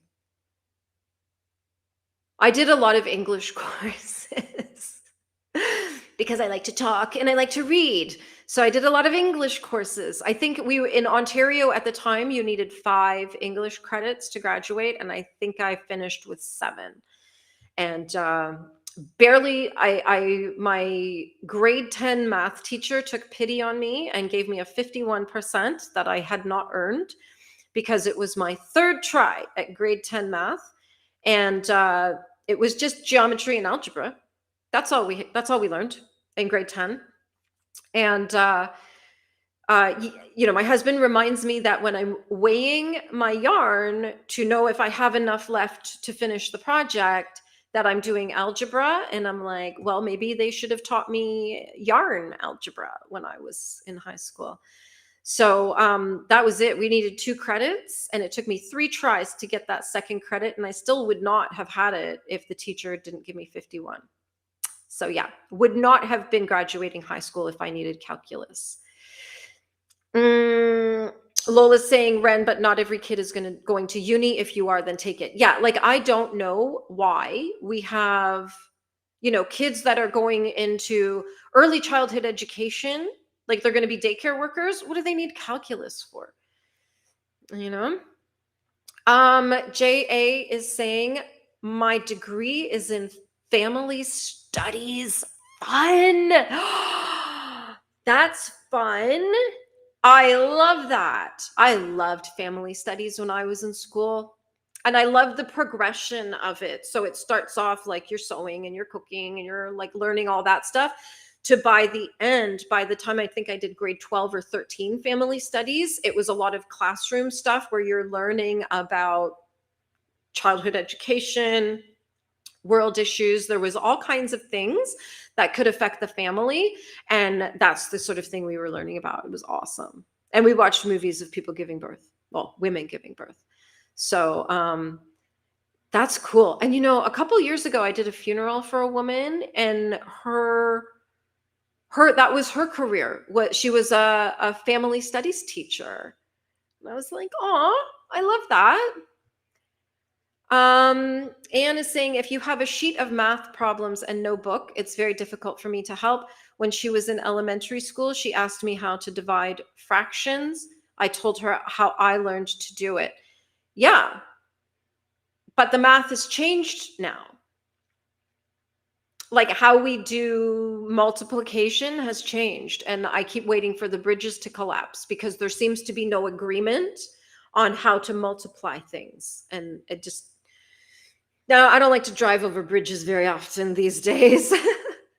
Ren is saying same thing with accounting. We have accounting as a school subject because uni picks up where you left off. Neat. My son's big course right now is data management. and that's yanking his GPA up right to the ceiling there, which is good. But I think he might have done an accounting course at some point as an elective, but not as an actual subject. Ren saying, here we have math split into two subjects. One is pure math, calc and all, and the other is math literacy. And you would be able to choose which one. I'd still fail high school. I wouldn't graduate if I had to do all that. Or I'd have to pay somebody to do it for me. And it was the 80s, and you could get away with that. Lola's saying chat did not crash. We're here. Thank you. You know what it was? I checked on YouTube. Chat was fine. It was the restream. It was like, no. Anne saying her teacher told her that was the wrong way. Give me a book and maybe I could do it. Yeah. So how we do math is not the same way that math is done now. So I don't know how no wonder children have no financial literacy, because nobody knows how to do math anymore. Ren saying everyone does pure math until grade 9 to ensure they understand the basics of everything. Grade 9 and onwards, you get into the nitty gritty, which would make sense if you're going into a math field like engineering or, things like that. But for a kid who's just trying to get their high school diploma and get a job, do they need all that? So, yeah. And Donna Marie saying, oh, making me cry. I would love a stand-in mom. Yeah, no problem. Yeah, because I'm not too far away. I'm like 35 minutes or something away. So if she needs something, I'll just pop out there. Not a big deal. Not a big deal. Because I know, she's going to be, like, my son's coming home every day, and Donna's daughter's going to be living there. So that's it's a whole different experience. And Donna Marie saying, well, I think he is hiding as she was upset he had to stay another night and never thought to bring. Strife already. Ren is saying 9 out of 10 schools make things mandatory for kids who don't actually know what they want to do. So it's in order for those kids to kind of find a lane that they fit into and qualify for. But when you're making something so incredibly difficult, like calculus is not easy. Functions is not easy. So for the average kid, they're going to get nowhere. They're not going to graduate. So that's why I'm kind of like, yeah, if you're thinking you want to go into a math-based field, then yes, let's put you down this pathway. But if you're not, then you should be able to go down another pathway. That's I guess, really my point.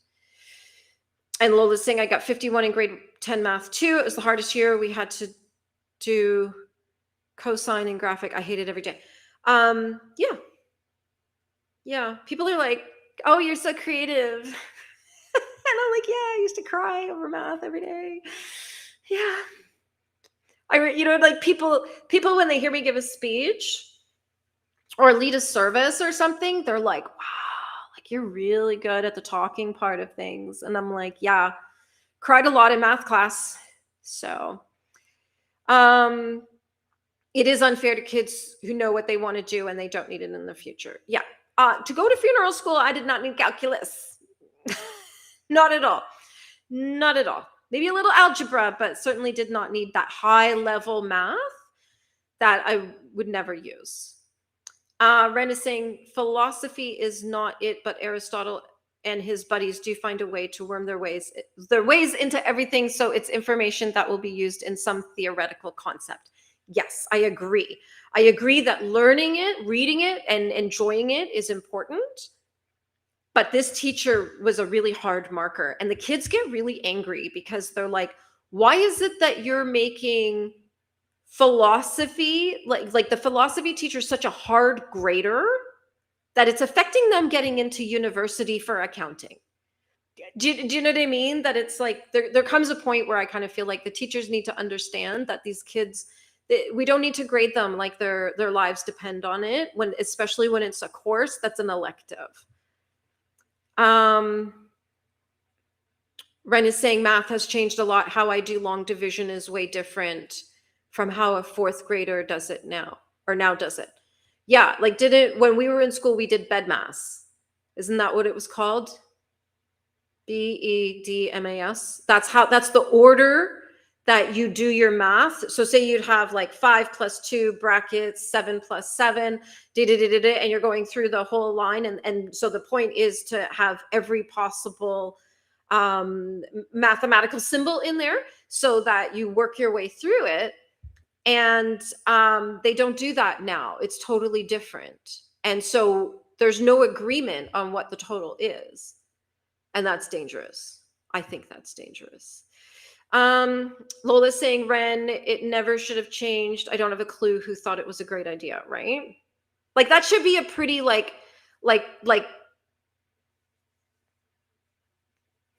the science has decided once and for all.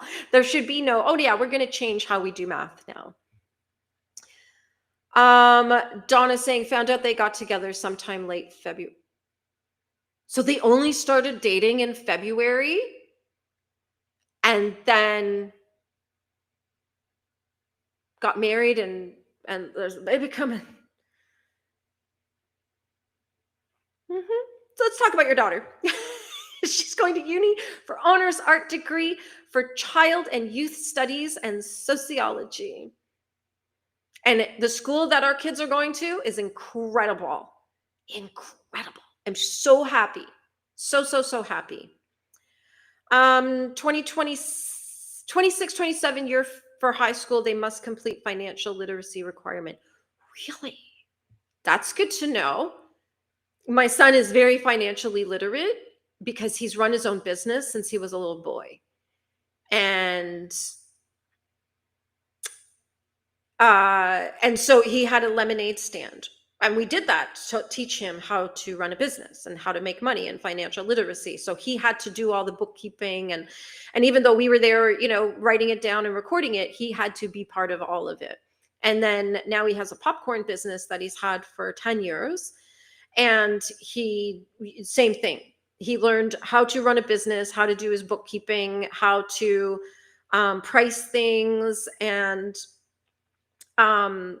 like how to source all of his supplies and make sure that he's making a profit. Well, at the same time, because he's a popcorn business, he's catered to children, family events, things like that. He keeps his prices lower than the average business coming in to sell popcorn would do. And he still makes a good amount of money. Anne saying, I had to learn a lot of statistics for my master's and doctorate in psychology and never used it in the actual practice. See, that's why I would be like, what more do you need as a psychologist in terms of statistics than to just keep track of how many of your patients or clients, or what, I don't know what we call people who go to psychologist, patient, client? I don't know. And how many of them are saying this specific thing, and then just keep track. Like, we don't need degrees in statistics for pattern recognition. Yeah, they make it so hard. And Lola's saying to Donna, yeah, they should. If it means bills, budgets, basic taxes, yes, they should. And then they should bring back civics and teach these children how the government works, how parliament works, how to vote. I saw a guy, Lola knows who I'm talking about, Jasper. He was voting and he did not know how to vote. He had never voted in his life. He's like 35, 40 years old, and was shocked that the leader's name of the party was not on the ballot. He did not realize that you vote for your local representation, and under the parliamentary system. It's different in America. But yeah, they need to teach this. Because what's happened is kids are like so checked out of reality and like real life, like the day-to-day operations of your life. Yeah. Donna Marie's saying, I'm happy, but took them long enough to do that now that 2 of my kids are not going to go through it. Yeah. They should never have taken it away. And Ren saying we use BODMAS. Yeah, the order of operations. Thank you. Thanks for filling that in for me, because I'm like, there's a term. But it's math, so it's gone. It's gone from my head. And Donna Marie's saying drama, right? Okay, we'll talk. We'll talk later. This story's a little crazy. And I'm just gonna say it, Donna, ridiculously unfair.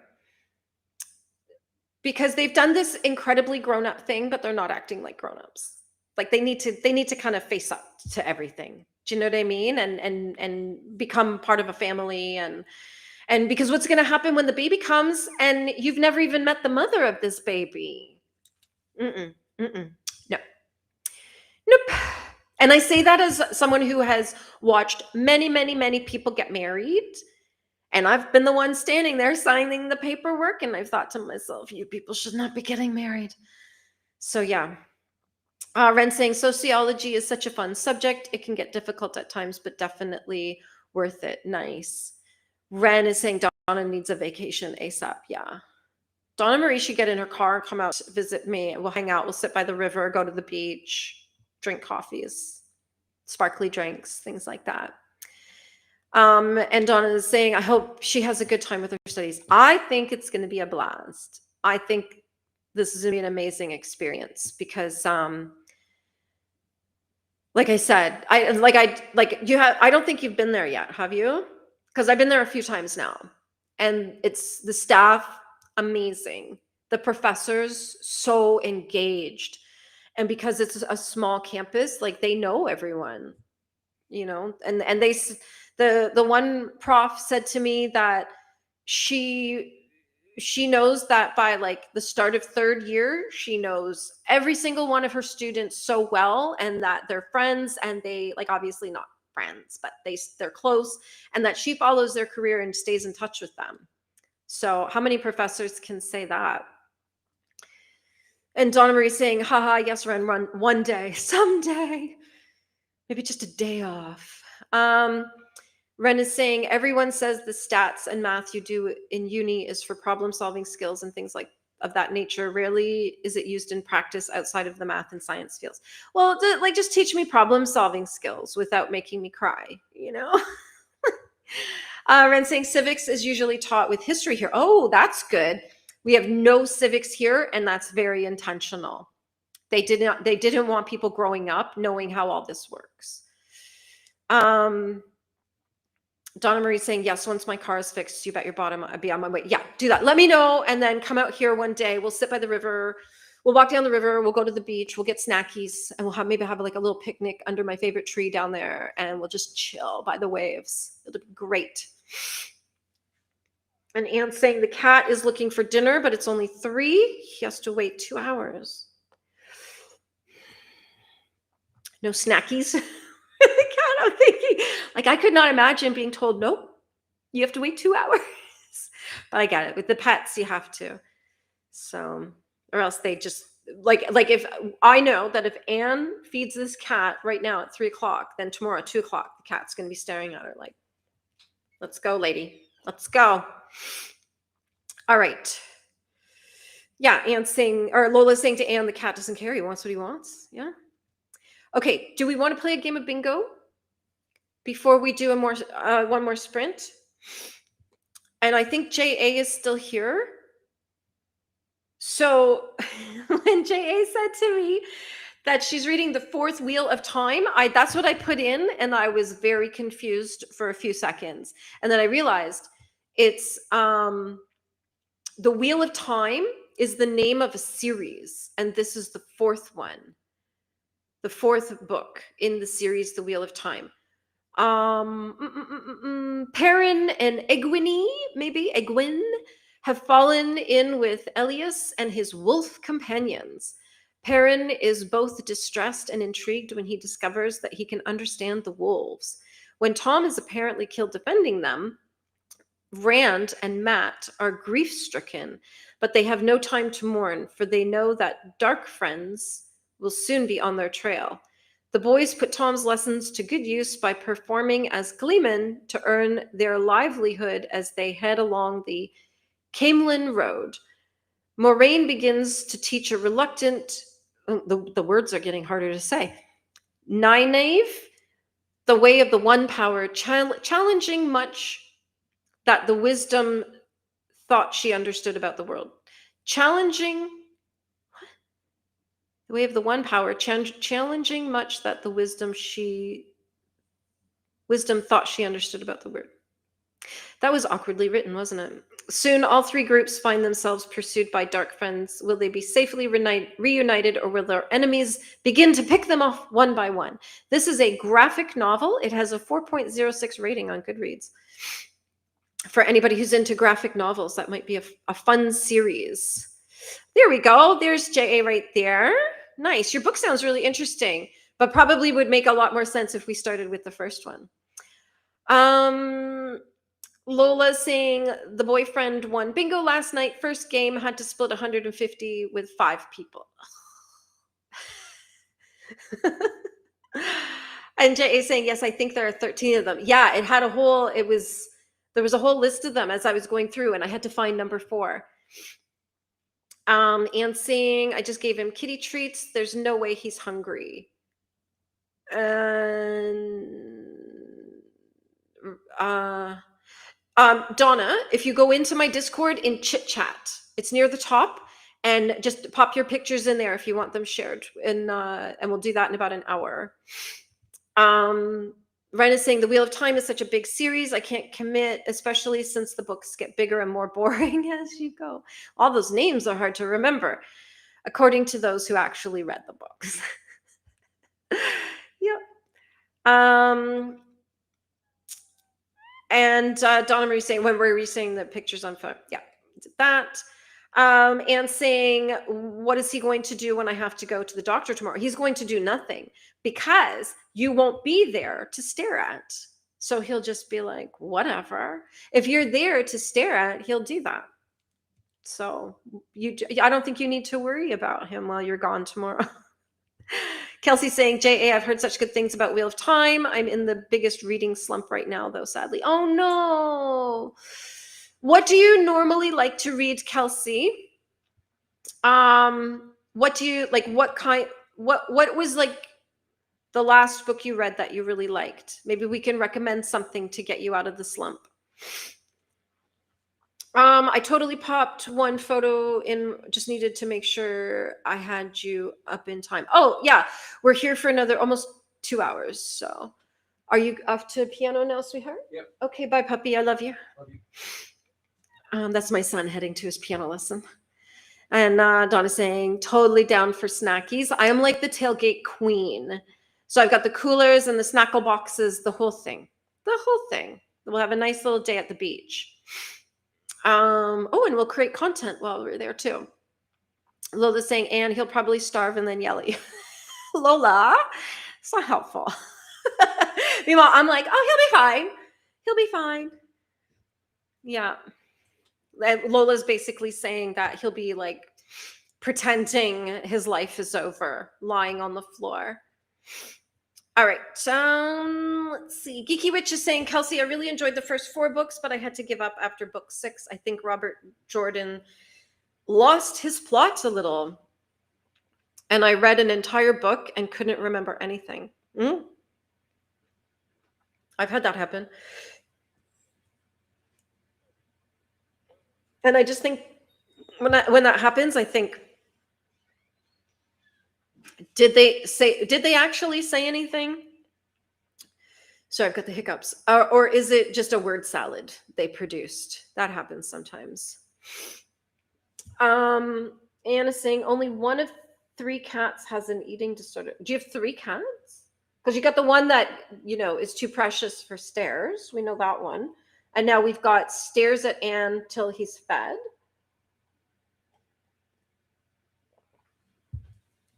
You have a third one?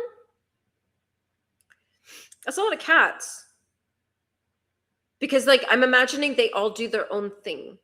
They're not like a herd or a pack of dogs. Like dogs tend to stick together. Do your cats spread out or do they all hang out together?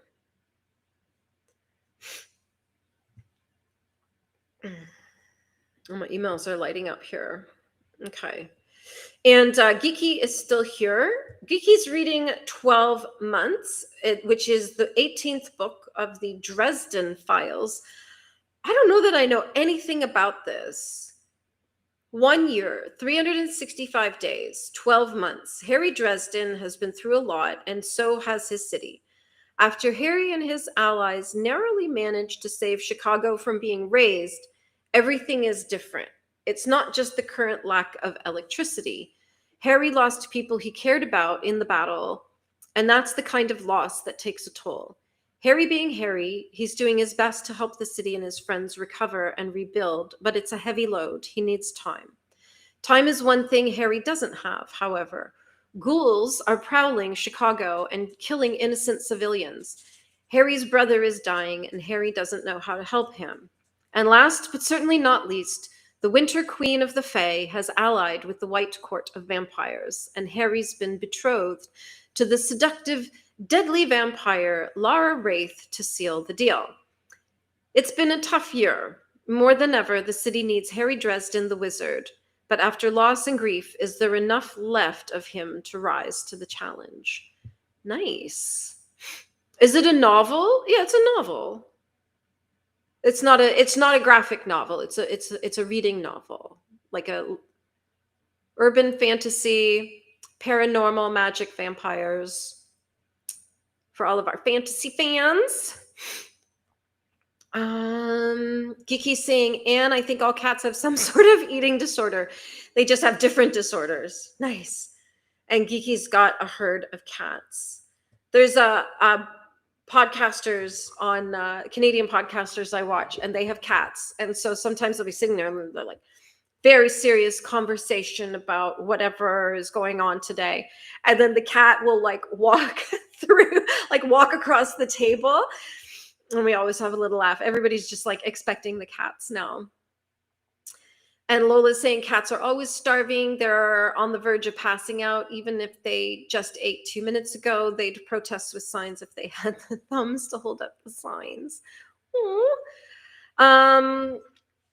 Kelsey saying, I read a lot of thrillers. When I'm in a slump like this, I usually do book-related crafts to get me excited to pick a book back up. So I've been making many bookmarks. Oh, that's fun. Let's see, because I read thrillers mostly as well. And I just, for Kooky, sorry, you can hear my phone ringing. For Kooky, I read It's Not Her. That was good. It was easy, quick. The pages were flying. And I think like if I was in a reading slump and picked up that book, I'd be out of my reading slump.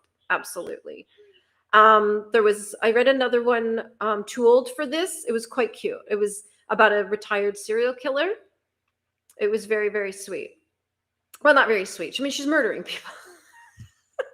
Obviously, there's a lot of moral gray area here, but that one was also quite good. Easy to read, moved quickly, was quite humorous, and I enjoyed it. So there's two you might want to look at in case you want to pick up a book. Lola's saying, Geeky, I agree. They're all certifiable.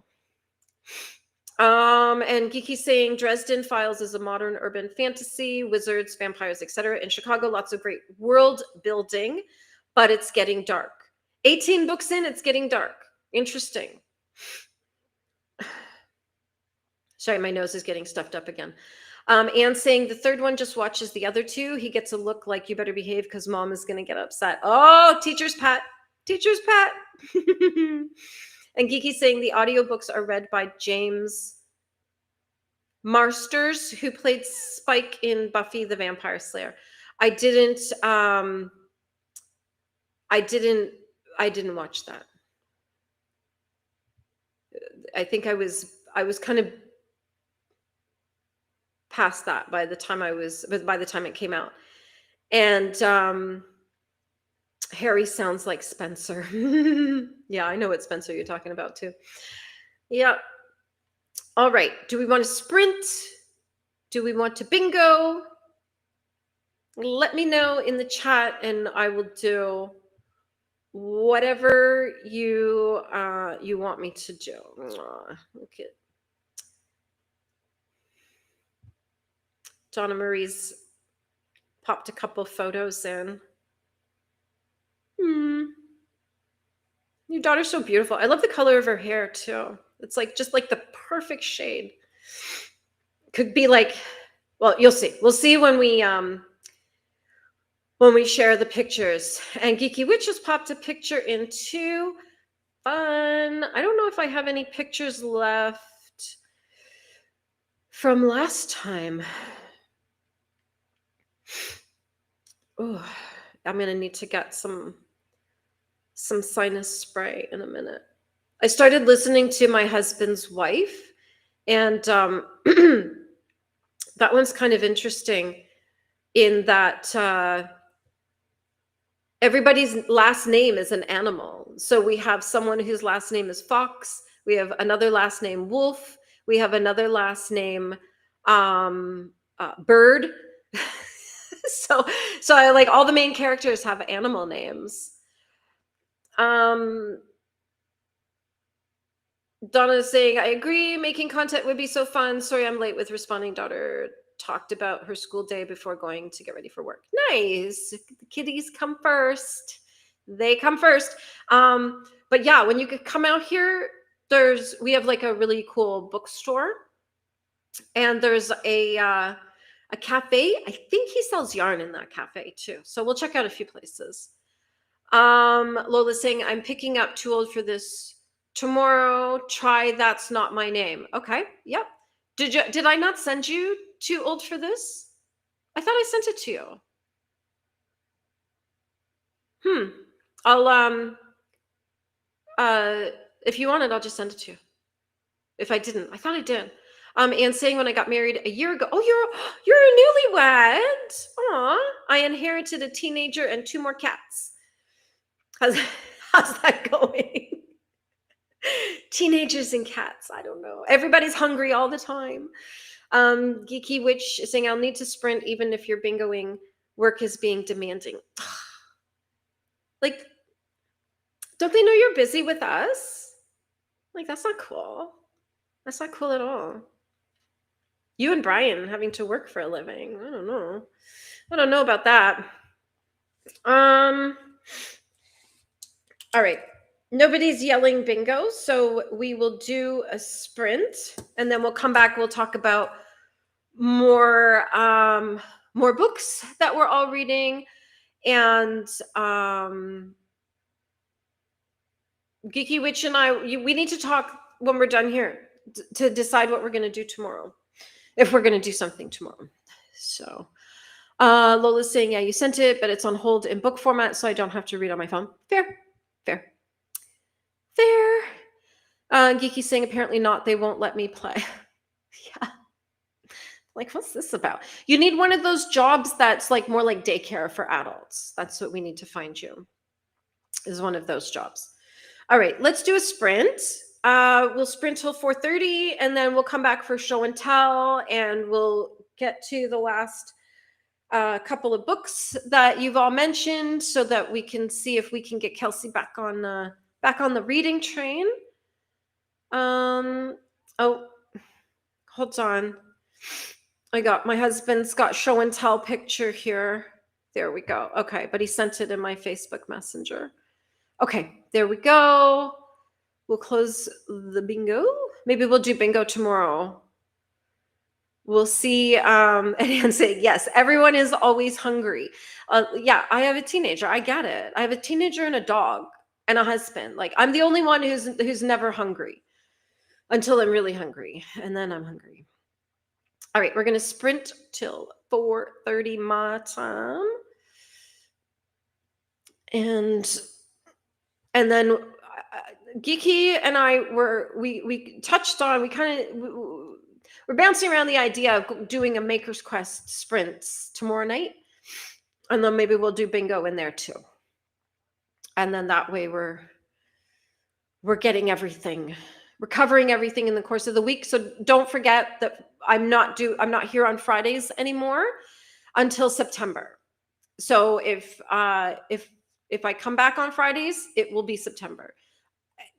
I probably won't come back on Fridays, only because they weren't, the numbers weren't that great. And I feel like I'd rather do like an evening, like a Wednesday evening, Monday, Wednesday, Thursday evening kind of thing. rather than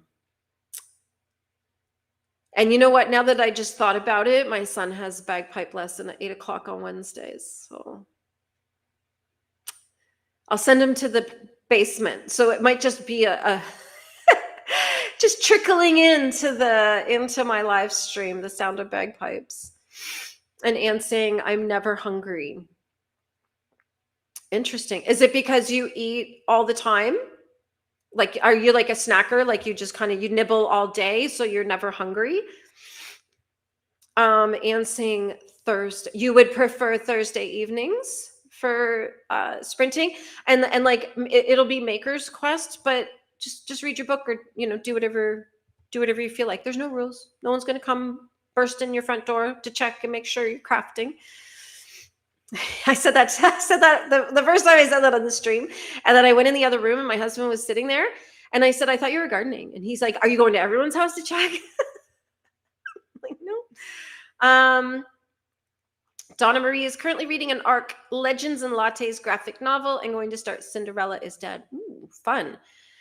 If we have time, we will pull that up. If not, we'll maybe save them for next time. Donna.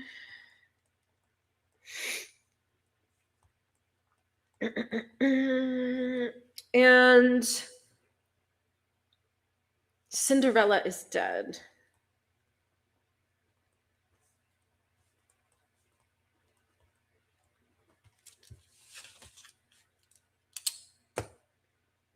Awesome. Anne could go days without eating. Interesting. So you have like zero metabolism. Because the hunger is your metabolism firing up. And so I actually had to work on my metabolism because I couldn't lose any weight, but I also wasn't eating. And I had to like train myself. Started this like a year ago. I had to train myself to eat, which is really hard when you're not used to eating. And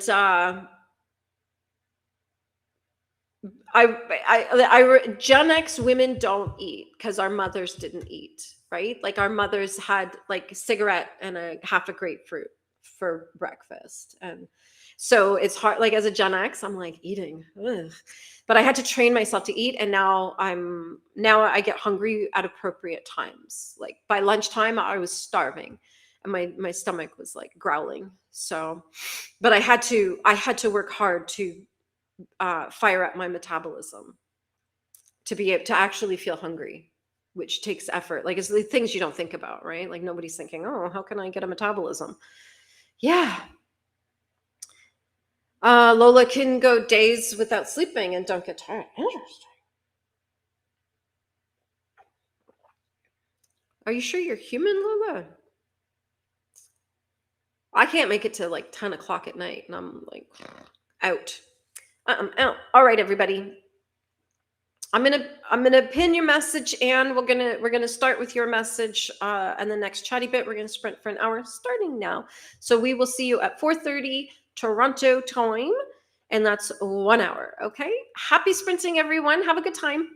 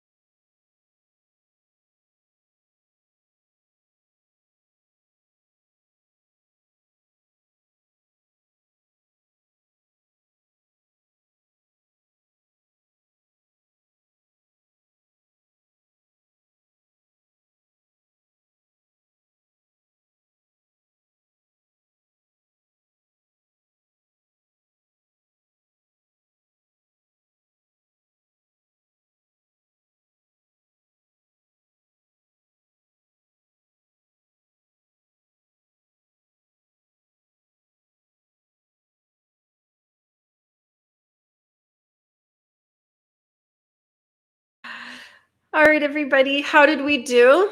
Sorry, I just took an extra moment there. My son came home from his piano lesson. He was late getting home. I was like, what happened? And he said he went to the dollar store looking to buy a Steam gift card. And I was like, why do you want a Steam gift card? And he's just saying, do you need all my secrets? Yes, I do. And he said, because he wants to buy a game on Steam. And I'm like, I'll just buy you a game on Steam. You don't need to go driving around trying to find a gift card. So yeah, he wants a Steam. What Steam game are you going to play? It's called Celeste, like a platformer game. Celeste? Yeah. Oh, never heard of it. We all play Spirit City around here. So that's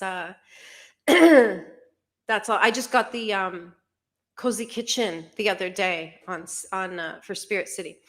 And Anne is saying, so we left off with Anne saying she doesn't eat and Lola doesn't sleep. So Anne said, I think it's because I do the cooking and then I don't want to. I get that. I never feel that way, but I get it because when I was about 20, I worked in a grocery store. And when I was there, I lost like 20 pounds and people were like, how did you lose so much weight? And it was just simply because I looked at food all day and didn't want to look at food when I went home. So I totally get that. And Lola is not human. I know Lola is like cyborg or something. I don't know. Something like that. So at 6:00, so in 90 minutes, Scarlet Moon Creations is hosting Maker's Quest on her channel. So I'll drop the link before we leave here today. And Donna added one more photo. I got it. Thank you. And Red Pill is...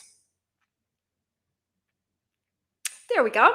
Red Pill dips in and out throughout the day while we're sprinting and always says hello, and she dips back in. And Donna Marie's working on proofreading her daughter's rough draft of her assignment that's due this week. Can you believe they're still expecting these children to be educated this month? Yeah, my son was like, oh yeah, in chemistry, they've told us we'll be learning right to the very last moment. And I'm like, come on. Alicia is back. Yay. Went to my gyno appointment. Everything went smoothly. They say everything looks normal and as it should. I hope there was like nothing wrong. I hope it was just a routine kind of thing and that there wasn't anything concerning you.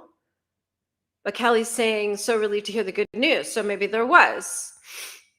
Well, that's good. I'm glad it was an easy appointment. Alicia saying, me too. I didn't know what to expect when I went in today, but the tech was very nice and explained everything. And sigh of relief. Well, I'm glad you're okay, but I hope you weren't like stressed out about something. Thrasher's fan is here, Agent T. Hello. And they're saying they've just been to the shop to buy cookies. What kind of cookies did you get? And Donna Marie saying, muted. Sometimes I talk to my family while you're watching me. And so that's why I was just having a quick conversation with him while I was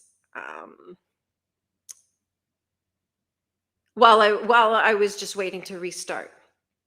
And that Thrasher's fan is saying that she can hear. Maybe did you turn off the volume on your computer? Hold on. I see you sent me a message. No, I'm not muted. I can prove it. And yeah, I was talking about Steam because you muted your. I've done that too. Or I'm like, there's somebody talking. There's somebody. Why am I hearing someone talking? And it's another tab of the 5 million tabs on my across the top here. It's one of them, and I can't find where the voices are coming from. So, yeah, I was talking about my son wants a Steam game, and yeah, we've all done it. Kelsey's saying lovely sprint for me. Yay. Unfortunately, I need to eat nonstop, so I prep to make some penne alla vodka for tonight. Yum. Donna Marie saying sorry. No need to be sorry. There's no sorries here. We don't apologize here. No, unless we were like really, really mean, then we might apologize. Thrasher's fan is saying chocolate and orange. I was looking at shortbreads yesterday from the UK because there's a shop in town that it's like a drugstore, but they have a UK section, a quite a good UK section actually. And they had chocolate orange shortbreads, and I was like, yum, yum. And Alicia's saying her monthly's been wonky, and they wanted to check, do an external, internal. And now they're thinking it's a combo of my perimenopause starting and birth control. Yeah, perimenopause is not fun. It's not fun. I remember when mine started about 15 years ago, and whew, like right on schedule, 40. And I was knocking on 40. It was like just coming up on 40. And I thought I was gonna bleed to death, if I'm honest. It was so bad that I was passing out places because I had no blood in my body, nothing. And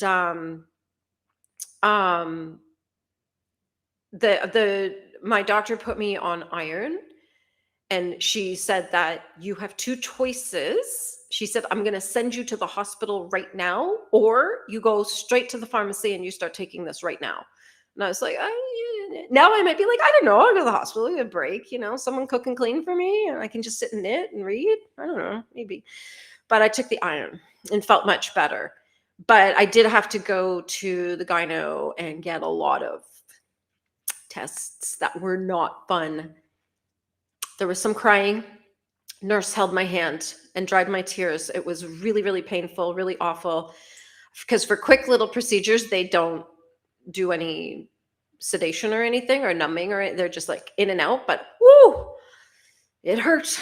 And but the doctor, like, he's a really, really good doctor, and he just wanted to look for the worst thing possible first, eliminate that, and then let's actually solve the problem, because he's like, I have to eliminate the big C before we start thinking about anything else. And then he got me all sorted out. Praise to that doctor, let me tell you. And Alicia's saying, I have a new med to try. Good. It's good that they're being active, like proactive, and like getting on with it, and not making you wait and, oh, let's just see how it goes. No, it's not been going. So let's not. Thrasher's fan is saying, now I need to go find chocolate orange shortbread. I think it's Dunkin's is the company. And Donna Marie saying, I got half pages proofread out of 7. Not bad. Especially when you're editing. And she's waiting for doctors to call because they put her on 300 milligrams iron, which does not run well with me when I take them. Well, I think that's why I have a stomach problem, because I was taking ferritin, and I took ferritin for about a month and a half, and for about a month and a half, I may have thought about getting some Depends, because it was not working. It was not working at all. My stomach's still a little dodgy. Like, it's not as terrifying as it was before, like a couple of weeks ago, but it's certainly still dodgy. Alicia saying, I'm low on B12 and vitamin D, but taking supplements for those, and mine are almost non-existent, but cramps galore. Okay, I'm going to give you some stuff to look into. Your best source of vitamin D is pastured meat. So if you eat cow, which I think you do, look for pasture-raised cows and not like factory-raised cows, because the cows are out in the pasture all day. They're getting the sun on them. Their bodies are producing a ton of vitamin D, and then you eat the meat, you're eating the vitamin D. That's the best way to get vitamin D into your body. So many of the vitamin D supplements are synthetic and do nothing, and actually are detrimental. Another way to get vitamin D is to sit in the sunlight with no sunglasses, because your eyes are receptors. They receive information that there's sunlight. They go, oh, send the message to the brain. And then the brain says, we must protect the body. So it will produce vitamin D to protect you from the sunlight. That's what, anytime I wear sunglasses and I'm outside, I will get a sunburn. If I don't wear sunglasses, I never get a sunburn, no matter how long I'm out in the sun. So that's one for vitamin D. For the cramps, my nutritionist told me to take massive doses of zinc. Oysters. You can get there's a company and they make a product called Oyster Max. And it's obviously I'm very into nutrition. I don't go to doctors. I'm very into nutrition. So this Oyster Max is like basically ground up oysters in a capsule. So you don't have to eat them. You're not like sucking snot out of shells and things like that. You just take it, but it's massive doses of zinc. And she was saying that so many women have come back and said, I have the easiest periods now. So those are some things to look into. Do your research, do your due diligence, and see what you think might work for you. And Alicia's saying, I'm also starting the mammograms because my mom was diagnosed at 49 with breast cancer. Yeah, yeah. It's amazing. And people are getting it younger and younger. Kelly's saying, I never worn sunglasses in my life and burn so easily. Well, I mean, you're much fairer than me. You've got like really, really fair skin. There are people who will go outside and will fry no matter what. There's nuance, okay? This is a nuanced conversation. Obviously, there's going to be outliers and exceptions to the rule. So, there are people who can go 5 minutes and will be burnt no matter what. For most people, it's not the case. Alicia's saying, I don't like seafood. Great. You don't have to eat the seafood. You just take the capsules. If you choose the Oyster Max route for the zinc, you just take the capsules. Anne saying, my rheumatologist gave me a new medicine. I have to take it with folic acid. She said it might cause an upset stomach, 2 days and no upset stomach. Well, that's good. Hopefully that trend continues. Alicia's saying, is it small? I have a hard time swallowing pills. I don't know because I've not taken them myself. I just know my nutritionist research with them and her the data that she's collected from her clients. You can, I know that she said that for people who can't swallow pills, you can open them up and then just put them like in a smoothie or whatever, and then down the hatch or put it, whatever. We need to take zinc of those oyster pills. You see, the zinc is really good for the sexiness of us. That's why people like we've known for years that eating oysters makes you, want some brown chicken, brown cow. And so this is why, because it's good for your reproductive hormones and everything else. And it's the zinc, because oysters have the highest amount of zinc of any food in the world. Kelly's saying, I was just making sure we addressed that it was nuanced. So thank you. Assume everything is nuanced without someone having to say it's nuanced. There's always going to be outliers and exceptions. Donna's saying, Alicia, I have B12 gummies and D3 gummies I take, which are actually working, if that helps. In what way are they working? How do you, what is your baseline? Like, what's different for taking them too? I have gummies too. I have gummies too. Not B12 or D vitamins. And saying, if it doesn't work, I'll need infusion treatments every 2 weeks. I don't want that. Infusion, what are they going to infuse you with? Are you going to get basted, Anne? What are they going to infuse you with? Like blood infusion? What are they going to do? Oh, not those gummies. Not those gummies. Okay. I only take them at night when I go to bed because menopause, can't sleep. And they're little tiny dose, sleep right through the night, no night sweats, no nothing. Little THC. It's amazing. And it makes total sense because cannabis is an estrogenic.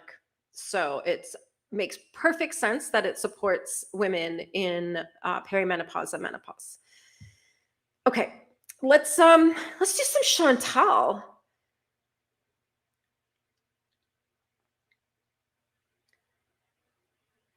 Alicia, it's worth asking the Oyster Max company if they make gummies.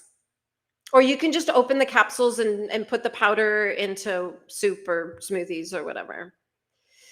And seeing some kind of arthritis infusions. I wonder what they inject into you. I wonder what it is. Donna Marie saying, I don't fully know how much they're working. Just my doctor told me she was surprised they're working to help me. Oh, did she test you? Now I want to know. Now I want to know. Ren and Ann had us covered on the history facts, and now you got us with the nutrition facts, right? We're all here to learn. And that's why I love conversations. Like women, we share our stuff and help each other. And yeah, I love it. I love it. Donna Marie's saying I should take those gummies, but I haven't. My gummies? Maybe when you come out here, we'll go up to the Reds, get you sorted out. Red Pill saying good afternoon from Montreal. Nice and warm and sunny. Nice. And Anne saying magnesium helps me with sleep. Yes, magnesium is really, really good, especially if you know anybody who has night terrors. Magnesium. And it's really good for if you're constipated. Help things make their way out. And I have a magnesium spray that you put on your legs when your legs are tired. And I have magnesium cream as well. You put it on your feet before you go to bed. And nice. Donna Marie saying, yeah, I get blood work about every year as my thyroid needs to be monitored. I get that because I have a thyroid problem too. I run, you know how most people are like 98.6? I actually run slightly colder than that, which is why I'm cold all the time. I'm sitting here in a sweater on a summer day. And it's amazing how many people give me a hard time about dressing for how cold I am.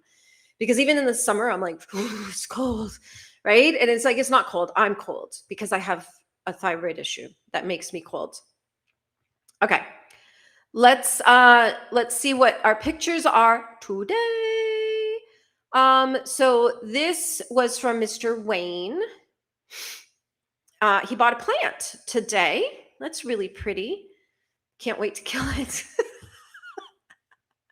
We've had a few of these over the years, and I'm like, I cannot keep them alive. I don't know what's wrong with me. I don't know what's wrong. And but that's a pretty color. It'll probably be out back. Let me see here. Image. And we have a fur baby.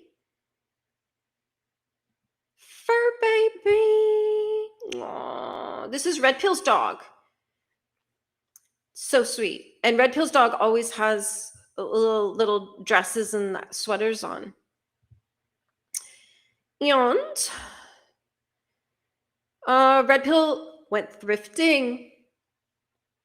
How cool are these? How cool are these? That's a great find. And I'm assuming they're your size, or else you wouldn't have bought them. But yeah, that's a pretty awesome find today. Very awesome. And we have Donna Marie with her fur baby. I know that body of water. As soon as I saw it, I was like, oh, I recognize that. How cute. And is that like one of those, like, it's not a muzzle, it's like an over the mouth harness for pulling? Is that what that's for? My dog's a puller, so we got him one of those ones that clips at his chest because he doesn't like being pulled this way. And we'll pull up the next picture. We have this is Geeky Witch. There we go. And this is her cross stitch that she's working on. Oh, look at the little, is that like a little Puritan lady there? Working on this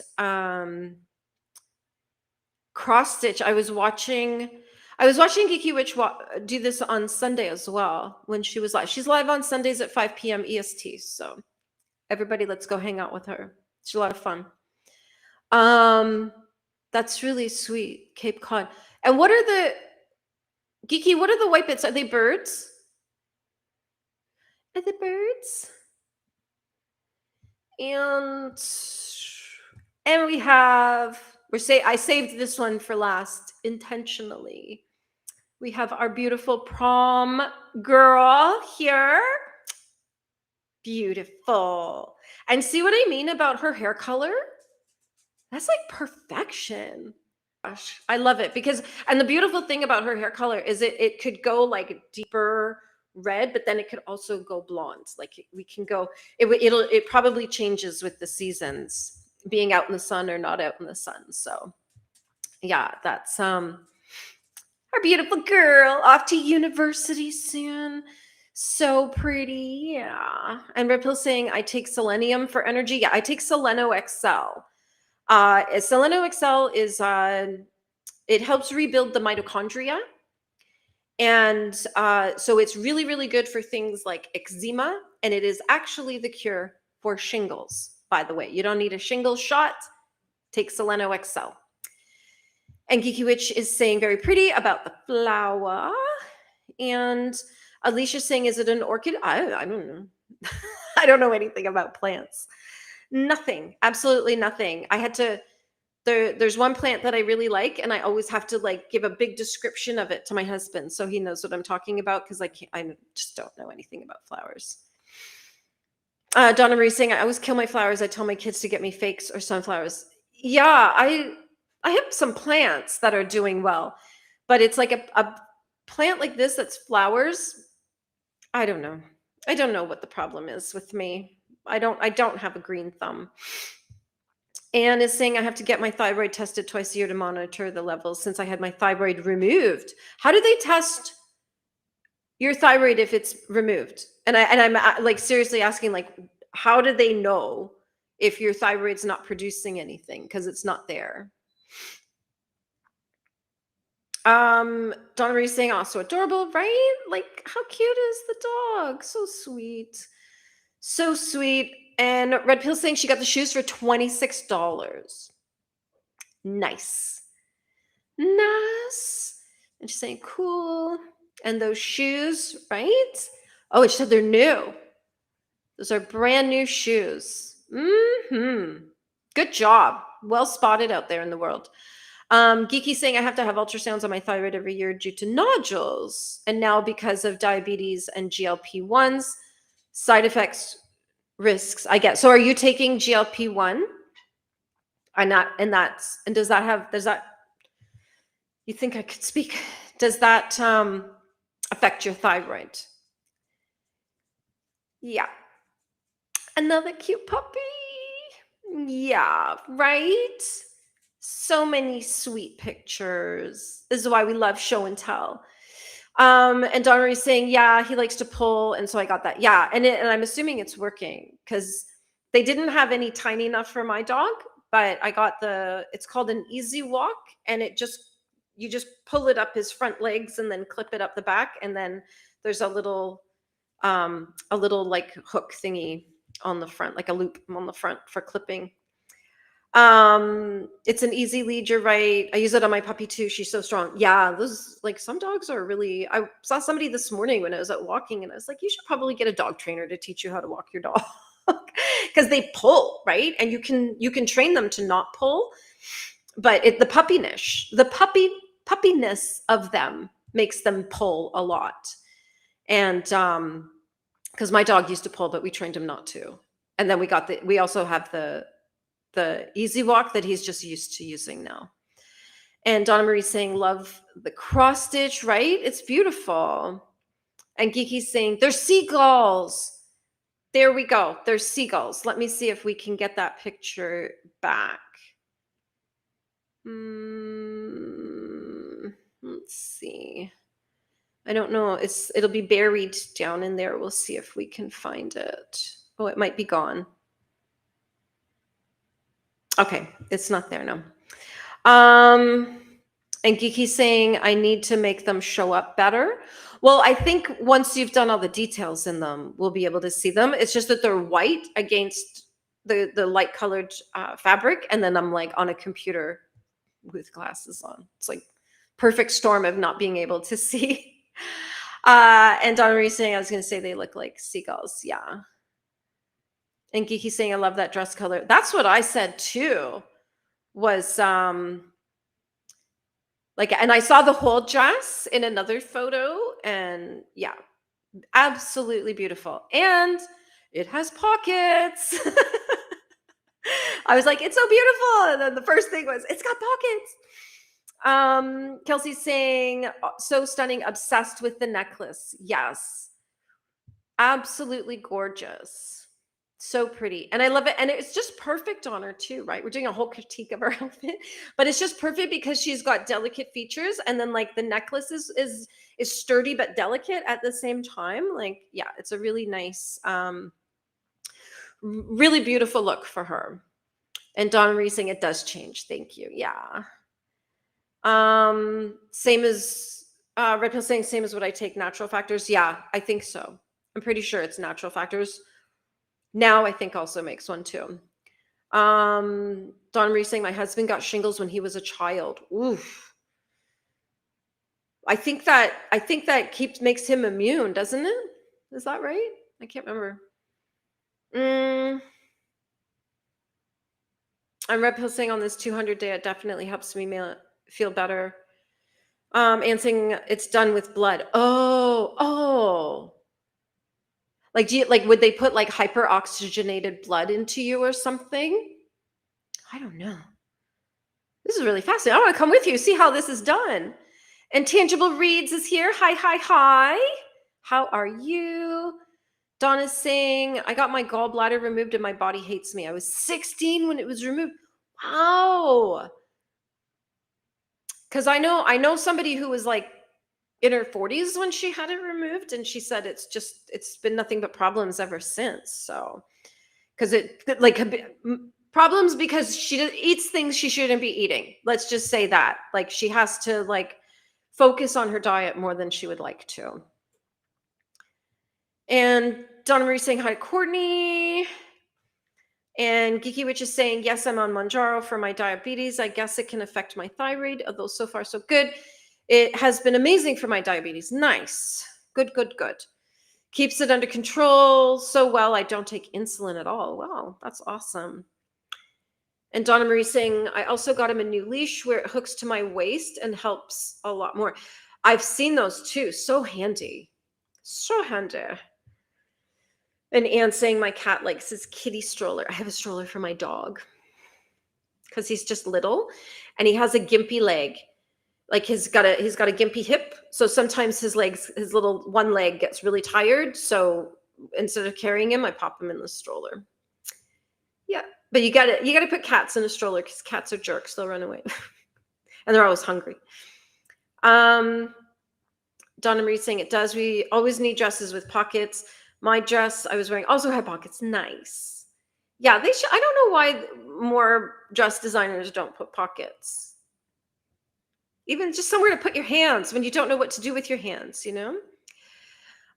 Kelly's saying the immunity wears off with shingles and chickenpox. That's why we can get shingles later in life, even if we had chickenpox as a kid. It's the same virus. Interesting. Okay, that's what I was wondering, because I was thinking, shouldn't you be immune in some way? So it does create a certain amount of immunity, but it will wear off. Interesting. There are studies being done that the shingles vaccine helps prevent dementia. Cholesterol prevents dementia. Eat all the cholesterol. Don't be afraid of it because your brain is mostly cholesterol. And don't take prednisone. That'll make you present like you're full on dementia. Kelly's saying, there we are. Yes, Donna, I just started running and need to get a leash to attach to my waist. Yeah. And Kiwi's here. Yay! How are you? How are you? Kia ora. And she's having some breakfast before Mass first. What time is that today? I'm just looking, of course, my my thing, my spreadsheet's frozen. Donna Marie saying, I can send you the info to the one I have. Nice. Yeah, they're probably on Amazon too, so super easy to get.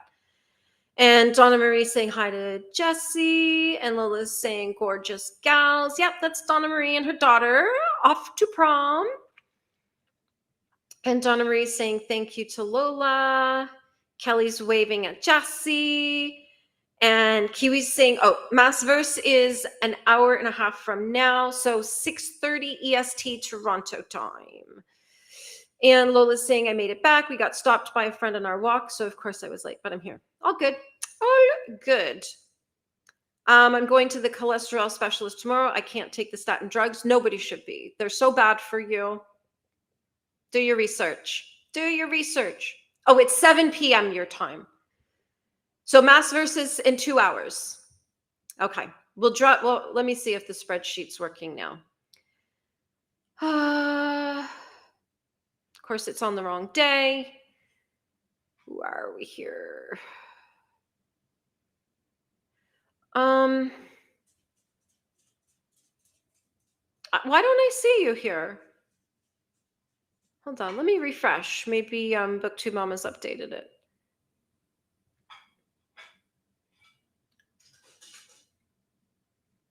I've got Jen pacing through the pages at 7. Brooklyn reads at 7. Evelyn Black at 7. Oh, I'm not seeing you there. I'll just pull it up.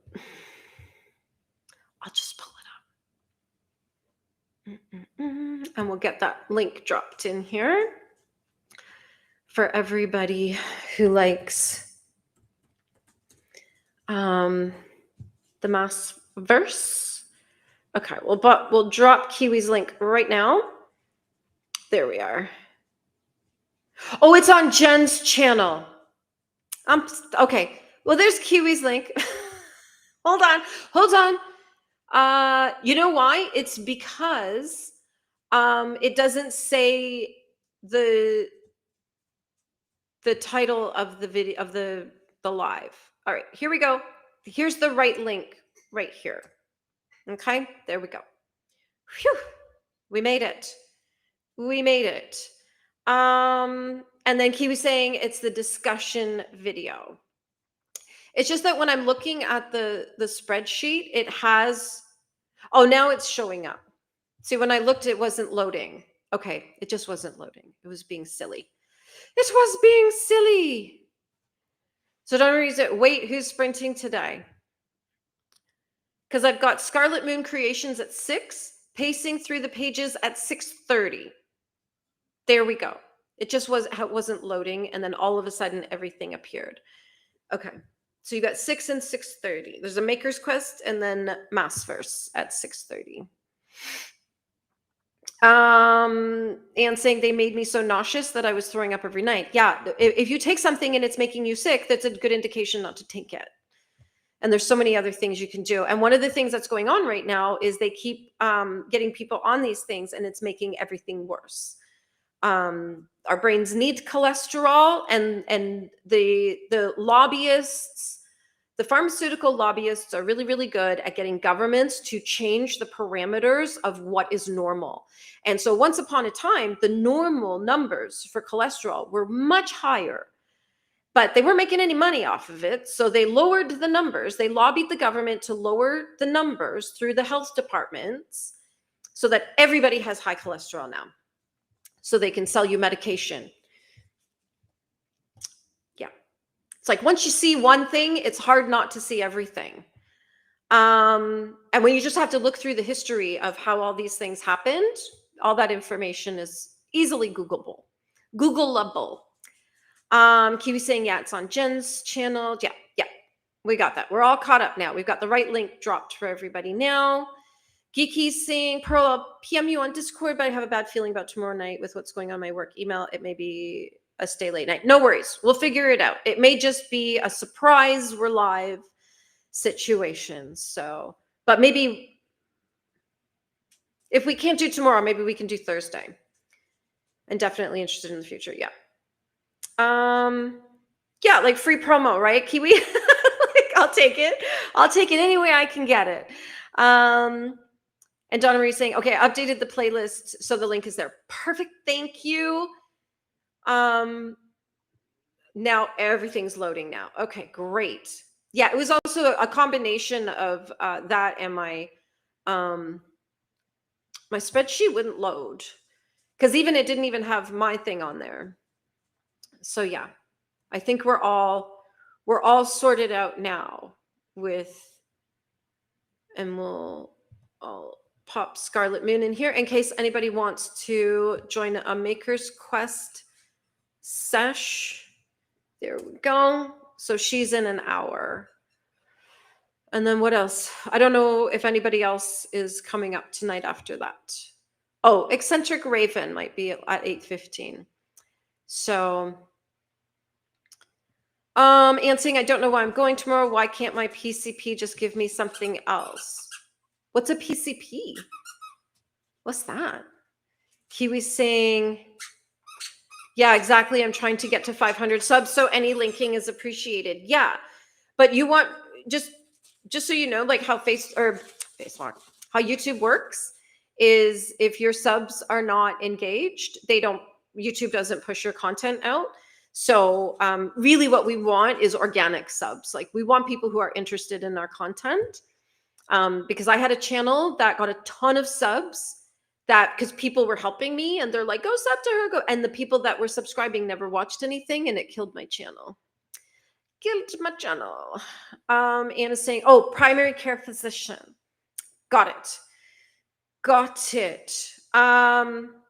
Yeah, I would,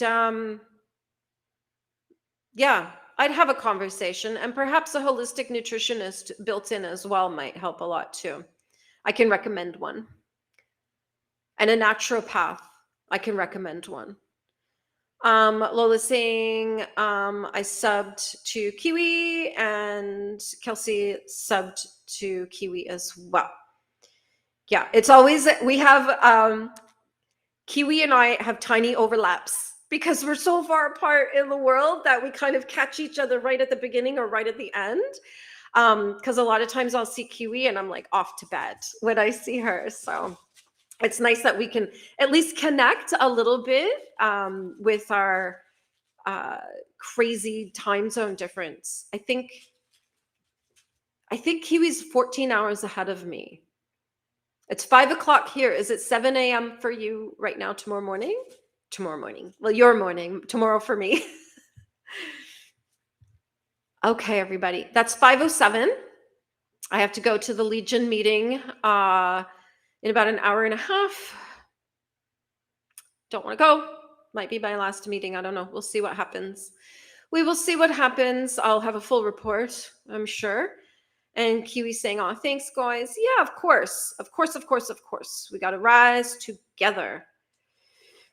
I find family doctors are in the box only around take lots of medicines. Yeah. Oh, it's 9 a.m.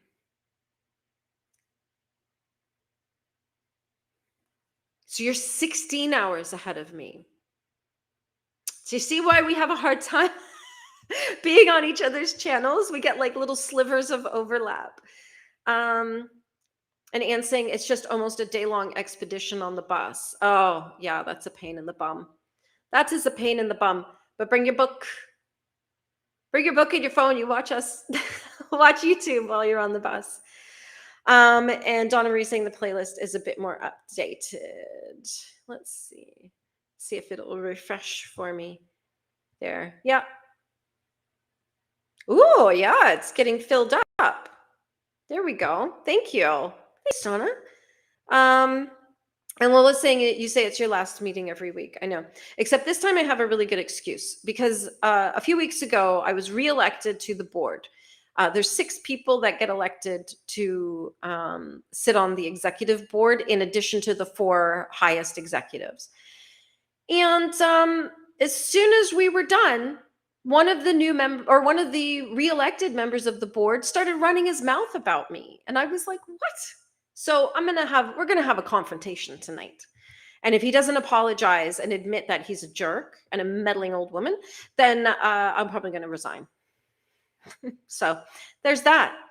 Donna saying thank you for the sprints. Geeky Witch saying thank you. Lola saying great show, great peeps. Glad you could all be here today. And saying thanks for the sprint. Thank you.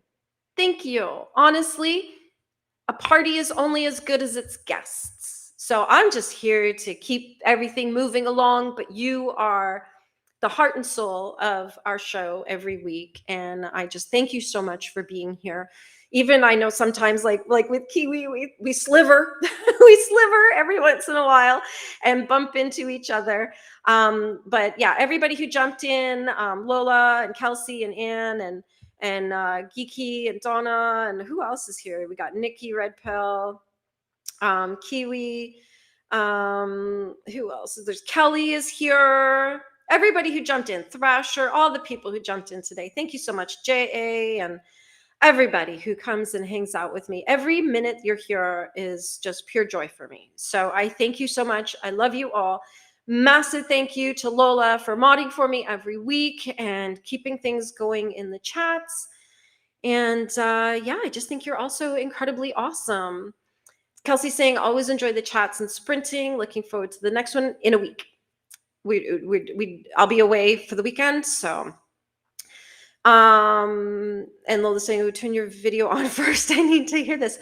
I might actually audio record it.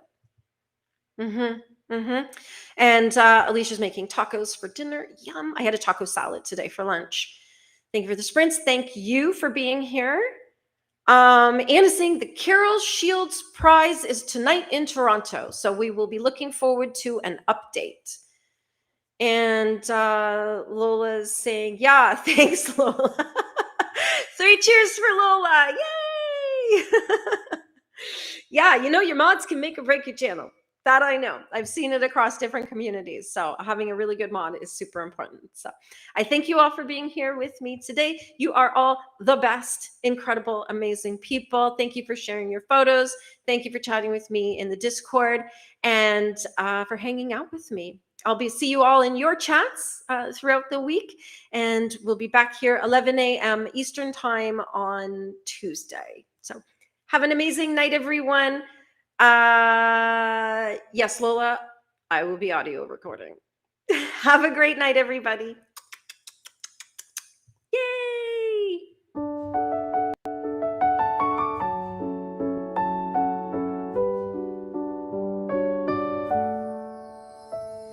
The kettle's on and the fire glows low. Yarn in a basket and a soft lamp's glow.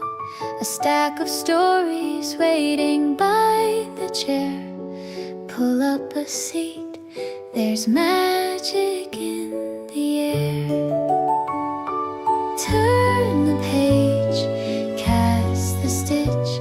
Every tale begins with just a little twist.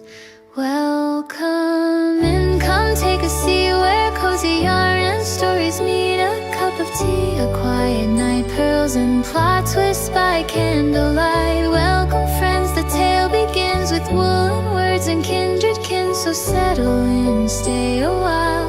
Pearls and plot twists make us smile.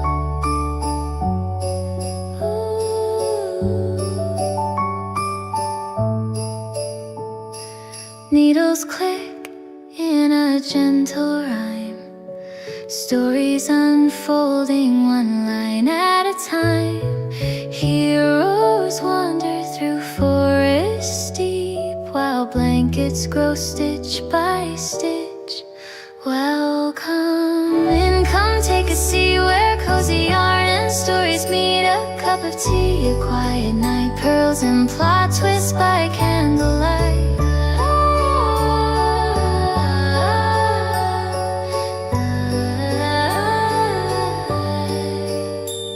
So cast a stitch and turn a page, another chapter on the stage. The yarn is warm, the story's true, and there's always room here just for you.